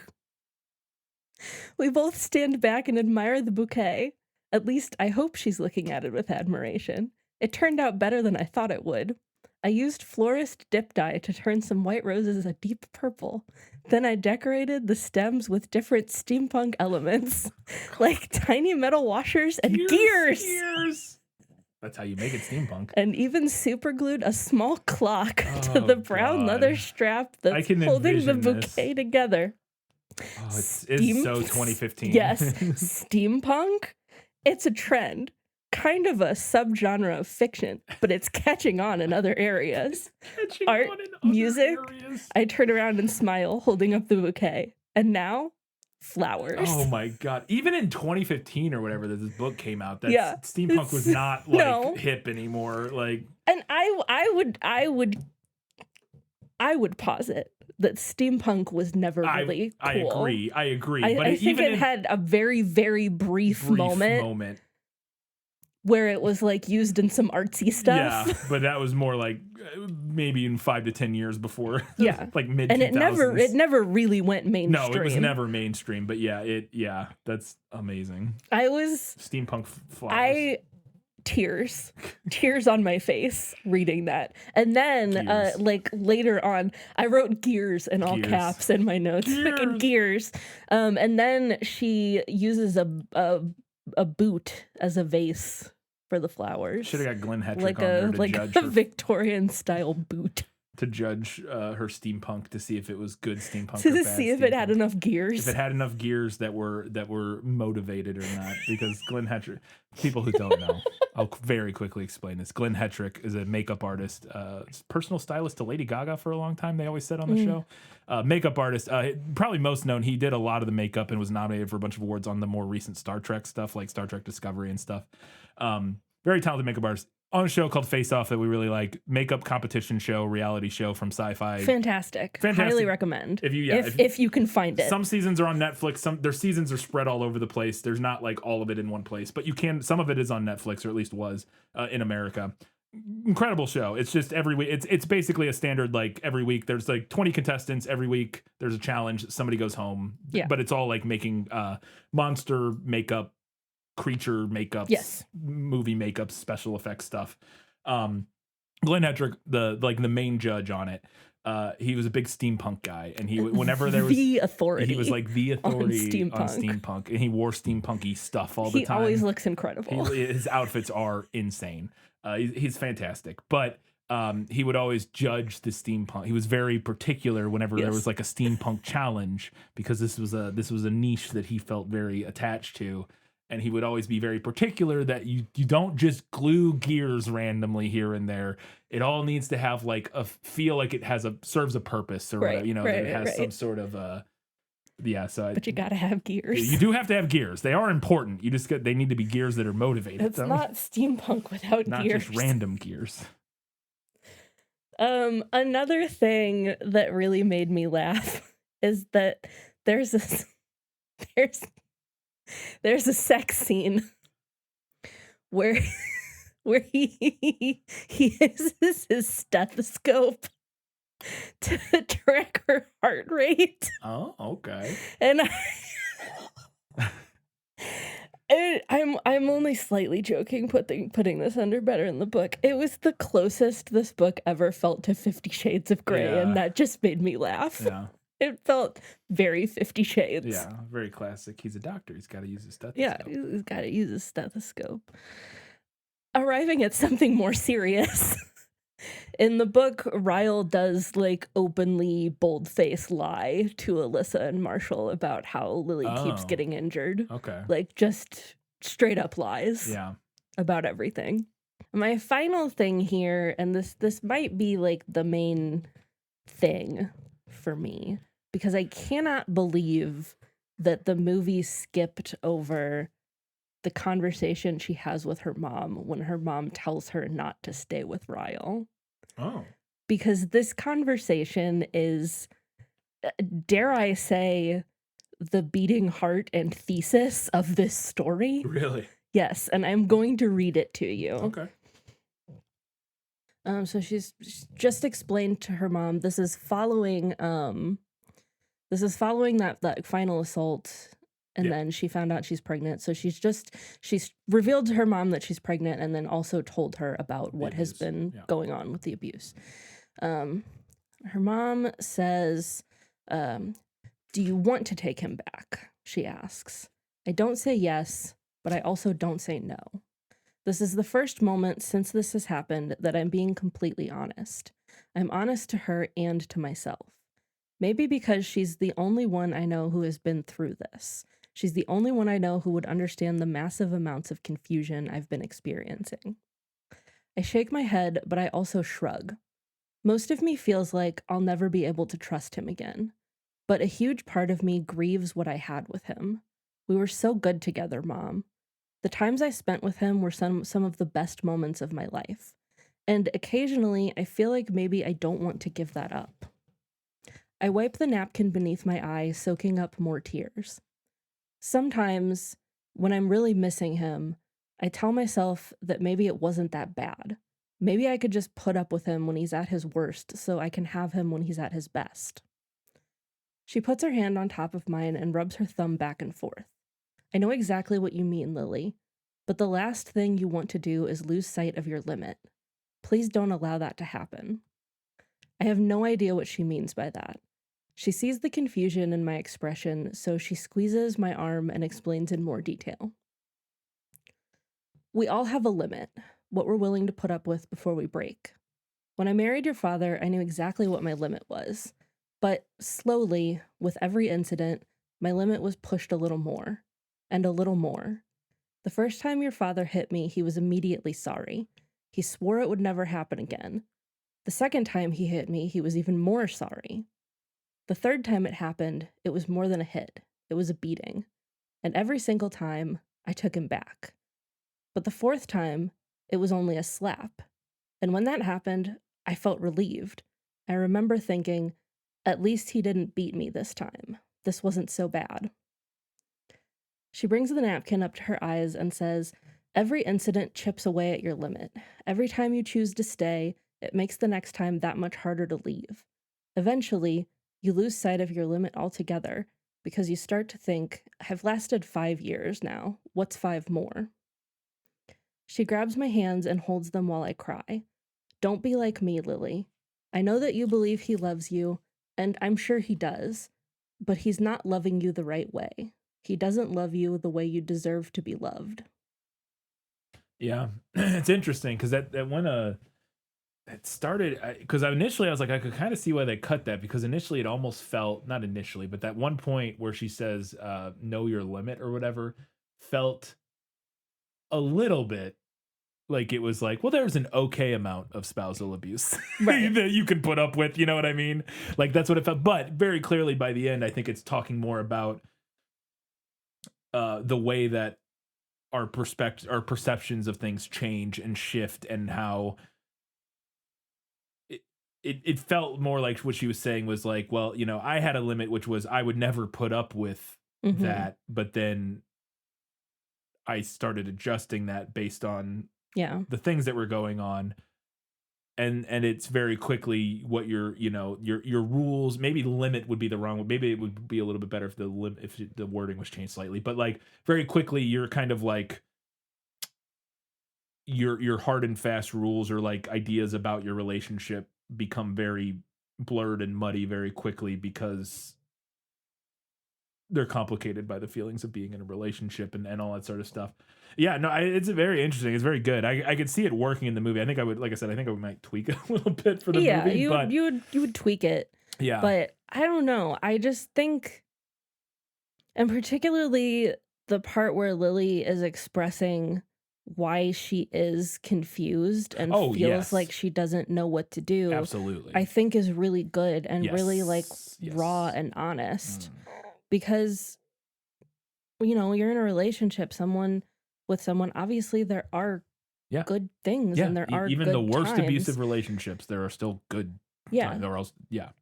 And I think it can get really like, what she said about like, I wonder if I should just put up with the bad times so that I can have the good Yes. times. And I don't know, and particularly because of the way that I have heard people criticize this property, I feel like maybe that perspective Yeah. was important. Yeah. No, I agree. It's funny because like you're reading that, I was like, that is great. It is good. I think the movie would be better for having it. I also felt like I got all of that from the movie already. You know what I mean? Like for me, at least watching the movie, that but I think it would have made it more clear to some people. I think that Yeah. perspective would have been helpful for some people watching the movie. Again, it's based on what you're saying about how some people have kind of reacted to the story. I do think maybe some explicit kind of explore, like Lily explicitly laying out why she finds it so difficult and complicated to Hmm. to leave a relationship like that. Maybe saying it out loud would have made it easier, because to me I infer all of that obvious, like to me it's Right. just obvious from the story, how the story works and what I know about relationships, that like obviously that's what's going on in her head. But yeah, I do think that it's But fair. I do think that a lot of people need that spelled out. Yeah. And I feel like Colleen Hoover knew that. Yeah, that's fair. Yeah. All right, let's go ahead and find out what Katie thought was better in the movie. My life has taught me one lesson, Hugo, and not the one I thought it would. Happy endings only happen in the movies. I thought you were a crypto bro. Pretty good. Yeah. That's pretty good. Modernizing the story from 2016, because he does look like a crypto. He does bro. look like a crypto bro. There's a plot point in the book where she hurts her ankle working in the flower shop before they meet Bryle again. And that's the reason why like Lily or Alyssa has him come over, because he's like, oh, my brother's a doctor. He can look at your ankle. But I'm fine. I was fine with eliminating that because it was not super consequential to the plot, like at all. I did like the bit where he seductively put the pajama shirt on her. I thought that was fine. Yeah. Yeah. It's, fun. Do I have this in the right section? Whatever. I say it feels like this probably This better feels in like the a book. better in the book. The moment where teenage Lily and Atlas have an exchange about using a condom felt like a studio note to make sure that the movie was responsibly portraying teen sex. Yeah, could be. I thought it was also maybe, I thought it was fine. Like, it's fine. It didn't feel out of place to me. But I also thought it kind of felt like a studio note. Could be. Alyssa announcing her pregnancy was spot on. The movie nailed that. But I think the movie made the right call to skip her Yeah, you telling mentioned Lily that. that she was having trouble getting pregnant. Because in the book, she tells her that, and then literally like a scene later, she's pregnant. Yeah. So why did we have that in there? Yeah. It felt like an early idea that got changed. Yeah, that and was then, gonna, like, go somewhere Yeah, or it was be gonna go something. somewhere, and then they forgot to take it out. Yeah. And she just like gets pregnant like a scene later. Yeah. The book has a kind of a running, recurring message of there are no bad people, just people who do bad things. And I have complicated feelings about that. I also have complicated feelings about that because I don't disagree with it in principle, but I also think saying it like that isn't necessarily useful or good. Yeah. And particularly in this story, it feels a lot like a way to excuse bad behavior. Yeah. Yes. And I also personally am of the belief that there are bad people. So Yeah. Well, that's where I think it gets. I think it's too complicated to boil down to a sentence like that. Yes. I agree. Personally, I agree at my core with that sentiment is that I don't think there are evil people, other than again people with. But even then, I don't think they're evil because their brains are maybe broken or whatever. But I agree with the sentiment that there aren't like bad people in the sense that like there's something like fundamentally wrong or corrupt or evil within them or whatever. Blah blah blah. There are just people who do bad things, but that is what makes a person a bad person. So it's like this sort of cyclical thing. It's like, okay, I get what you're saying, but also a bad person is somebody who just does a bunch of bad things over. Like, you know, you the thing from Doctor Who, you put all the good things in one bucket and the bad things in another bucket, and like, you know, if you do a lot of bad things, you're a bad person. That's what it means to be a bad person. Yeah, doesn't mean you can't change, but that you fit the descriptor of a bad person at that point. Right. So like it's a weird, it's like this, it's too pithy to be true. To the extent that it's clever, it's not true, and to the extent that it's true, it's not clever. So like Yeah. I have one more thing here that I forgot to write down.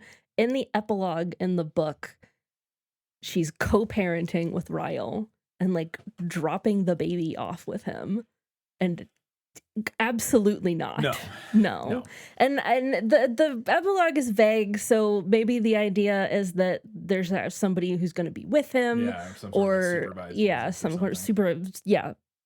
Don't leave your children with a man who has uncontrollable bouts of rage. Yes. Don't do that. Don't, absolutely not. No. Yeah. It's one thing the way the movie ends up being like, hey, you can be involved in this child's life in a very specific way that she lays out. Fine. Whatever. That's, if you want to deal with that, that's fine. But yeah, it's your weekend with the baby, rage guy. Like that's no. Yeah. Yeah, here. Take my infant, guy who routinely blacks out and throws things. Yeah. Yeah. All right, let's go ahead and talk about what the movie nailed.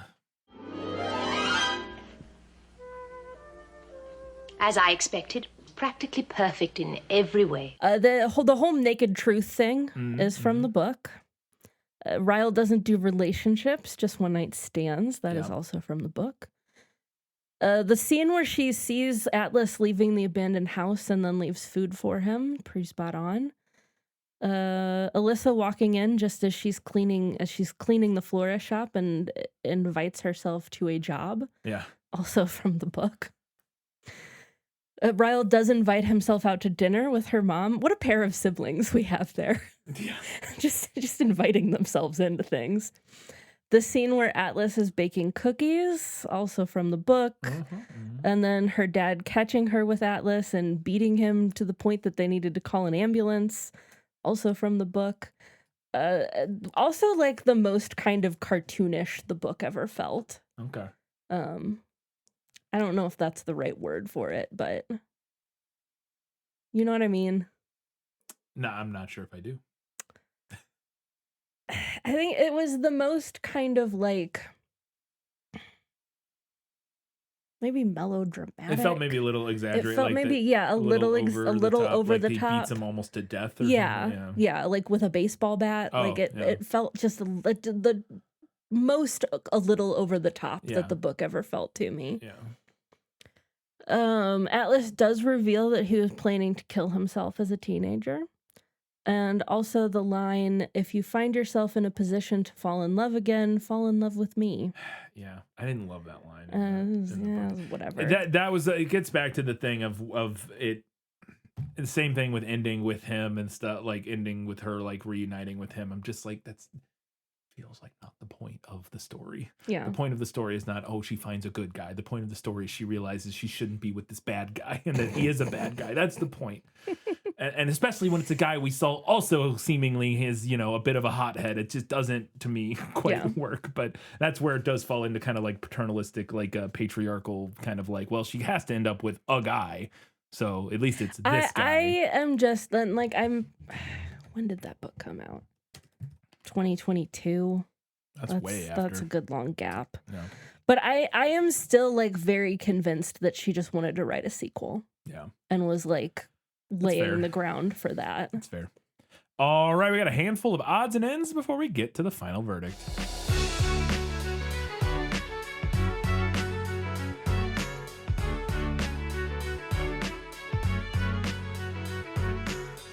We talked about this, but boy, her parents had a hell of a sense of humor naming their daughter Lily Blossom Bloom. Yeah, right. That's insane. The blossom is the crazy part. Yeah. That's the insane part to me. Even just Lily Bloom. Although I guess once you're at Lily Bloom, once you're already... at Lily, I guess you might as well full send it. Yeah. Crazy. It also feels way too I don't know, I'm blanking on the right word. Way too twee? It's not the word I'm looking for, but it's close enough. No. I have no idea. There's a word for when somebody is like they're like, they're playful and fun and blah blah blah and whimsical. That's the freaking word. Thank you. It's way too whimsical. It's pretty whimsical for what we know about her dad. True. That's the thing that's weird to me. Yeah. But I mean, I guess you can assume her mom named her maybe. Yeah. Maybe her dad didn't care. Yeah, and he didn't care, but it does seem like a thing that kind of goes against his personality from the very little we know of him in the movie. Yeah, we also kind of talked about this, but the fact that Justin Baldoni cast himself as Ryle really should have been the first red flag for him. Yeah. I will say this is where my listening to the podcast about all this bullshit would help. There's some mention of the casting. I don't remember if he cast himself or if he wanted somebody else to play the role and then that person dropped out, and so either way he put himself in that role at some point.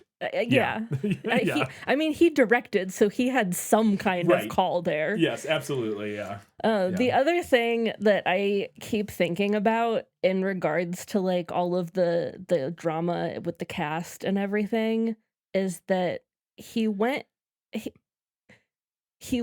all of these lengths to like do a smear campaign against Blake Lively, when actually all he had to do was claim he was method acting. That's true, yeah. I mean, am I wrong? Yeah. Like, could have just done that. Yeah, he could have pulled the Jared Leto defense. He could have just pulled the Jared Leto defense. Oh, I'm just a method actor. Really getting in character as Ryle. Yeah. Yeah. Speaking of Baldoni, I don't think I've ever seen someone smoke less convincingly on camera than Justin Baldoni in that roof scene. Yeah. Holy shit. We also never see him smoke again. No, because that was the only time he did it, and it looked ridiculous because he clearly is not a smoker. He watched the footage back and was like, nah. Oh, yeah, I feel like because he looks absurd smoking a cigarette. He doesn't inhale, like it looks ridiculous. Maybe I'm just really high, I'm really keyed in on it because we've been watching Mad Men, and so I have a lot of reference points of watching people smoke cigarettes on camera lately. But holy shit, he is horrible at it. I was dying at how much he clearly was not a smoker during that scene. I don't think I would be better at it. I'm also not a smoker, but it just was cracking me up.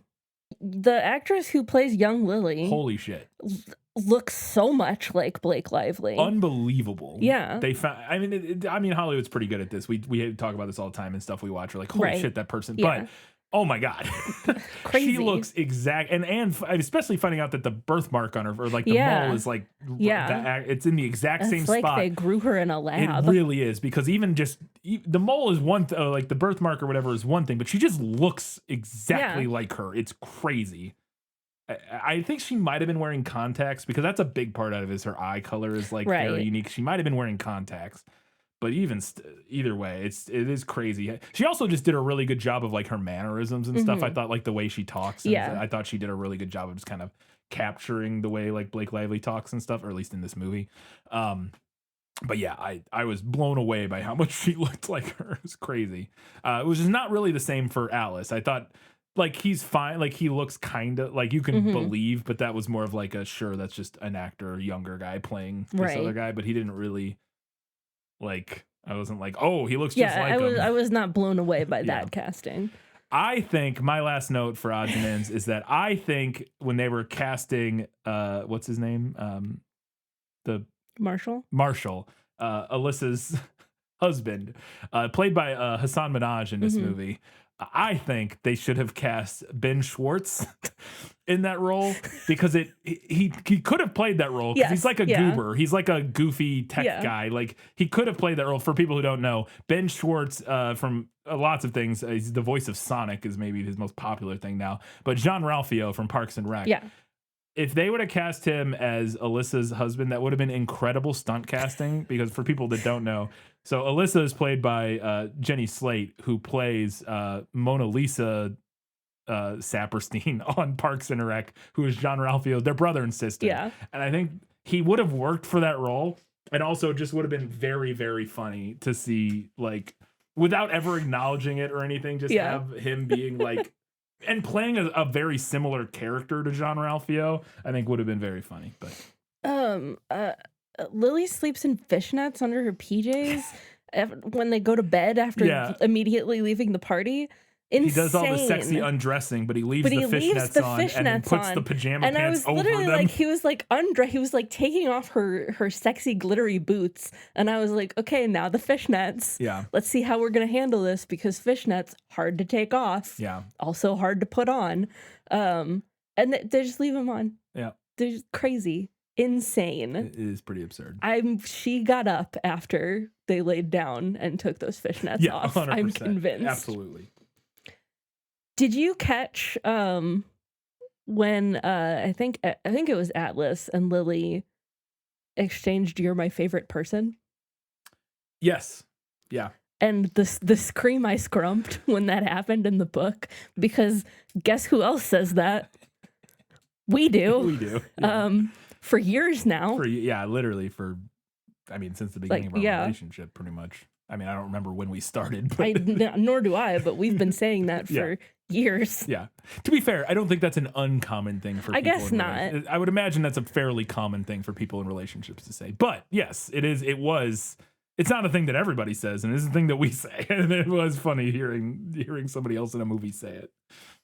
I realized, I don't know what this note means at all. Most of the way through this movie, that they kept drinking Starbucks. They were drinking Starbucks throughout the whole movie, despite this being set in Boston. What does that mean? Boston is a Dunkin' town. Oh, is it? Yeah, that's where Dunkin' is from. Ben Affleck, yeah, right. Yeah, Ben Affleck. That's why he does the commercials. Yeah, I didn't think about that. Yeah, because I was like, oh, are there like famously no Starbucks in Boston? So I like Googled. I was like Starbucks Boston, and there's like, oh yeah, there's Starbucks Yeah, no, in there's Boston. Starbucks there, Okay, but Boston is a Dunkin' Yeah, town. okay, fair enough. I didn't think about that. And then I was thinking about it, and I well, was you like, know what? Starbucks paid a bunch of money Yes. to be the coffee in Yes. this Boston movie. but then I was also thinking about it, and I was like, maybe that's like a meta reference to the fact that they're all transplants. Yeah, they are. They're not native They're not Bostonians. Bostonians. So yeah, that could be. It's funny.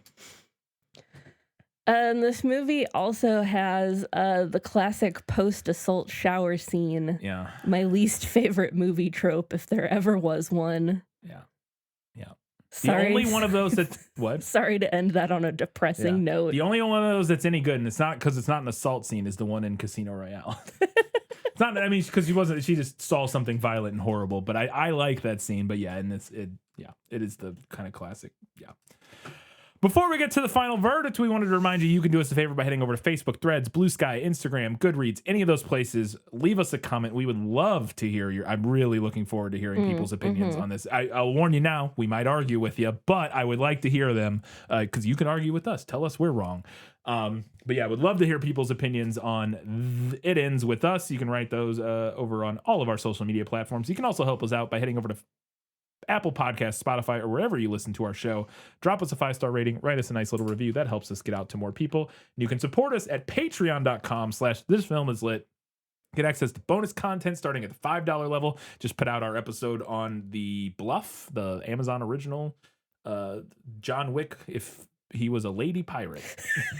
That's very reductive and sexist of me, but it's not but it's not wrong. It's just maybe, a little dismissive and flippant in a way that's not great. But we just talked about that movie. If you want to hear our thoughts on that, you can go check those out at Patreon. We put out a new bonus episode every single month. And if you really want to support us, you can give us $15 a month. You get access to the priority recommendation level, which means if there's a movie/book that you would really love for us to talk about, you support us at that level, you request it, and we will add it into our schedule as soon as we can, as soon as it makes sense. We have stuff scheduled out pretty far, but we do our best to get new requests from new patrons in a timely manner. And this, in fact, was a patron request from Nathan. Nathan. Thank you, Nathan. Genuinely, we joked about ahead of time about how you did this to torture us because of all the drama around the movie, but I do genuinely really enjoyed watching and talking about the movie. This was a good conversation. I think it led to interesting stuff. So we appreciate it. Katie, it's time for the final verdict. Sentence first, verdict after. That's stupid. To echo your earlier sentiment, I'm afraid that my opinion on both the book and the movie is that neither are worth a fraction of the frothing rage that they seem to have inspired. Based on the cultural conversation around the book, I went in expecting something similar to 50 Shades of Grey, both in quality and in message. I found neither. The writing is fine. It's not amazing, but it's fine. And as for the message, I disagree with the popular take that this book romanticizes domestic violence. I think it is an earnest attempt to portray it realistically, and honestly, its biggest flaw might be doing that too well. There are some people who want every story about domestic violence to be a didactic, very special episode with a one-dimensional villain and a victim who only feels correct feelings. And this book was never going to work for that type of person. The movie made some changes that I liked, like the unreliable narrator reveal that Lily was self-editing her memories of what happened, and the streamlining of the magnet tattoo plot point. But I also thought that the performances were just okay, and I really disliked the decision to add the graveyard scene to the end. I'm gonna give this one to the book. I think that being in Lily's point of view brings a weight to the story that isn't present in the movie. Also, I cannot stress enough how much I hated the graveyard scene. I would give it to the book for that alone. All right, Katie, what's next? Up next, we are talking about The Westing Game, which is like a middle grade novel. I've literally never heard of this. I read this book when I was in like the 5th grade. Oh, I remember really loving it. It is a Newbery Medal winner. And it was adapted in like the 90s sometime. I've never seen the movie. I think we are going to have to do a free trial of some other movie service. Some obnoxious streaming service. Yes, Okay. to get it. It was released apparently both under the titles Get a Clue and The Westing Game. Get a Clue, not the Lindsay Lohan movie. Okay. A different Get a Clue. We'll talk about it on the next prequel Yes, we episode. will. All right. Well, 2 weeks' time, we'll be talking about The Westing Game / Get a Clue, and in 1 week's time, we'll be previewing that and dishing all that spicy feedback, talking about everything you guys have to say about It Ends With Us. Until that time, guys, gals, non-binary pals, and everybody else, Keep reading books watching movies, and keep being awesome.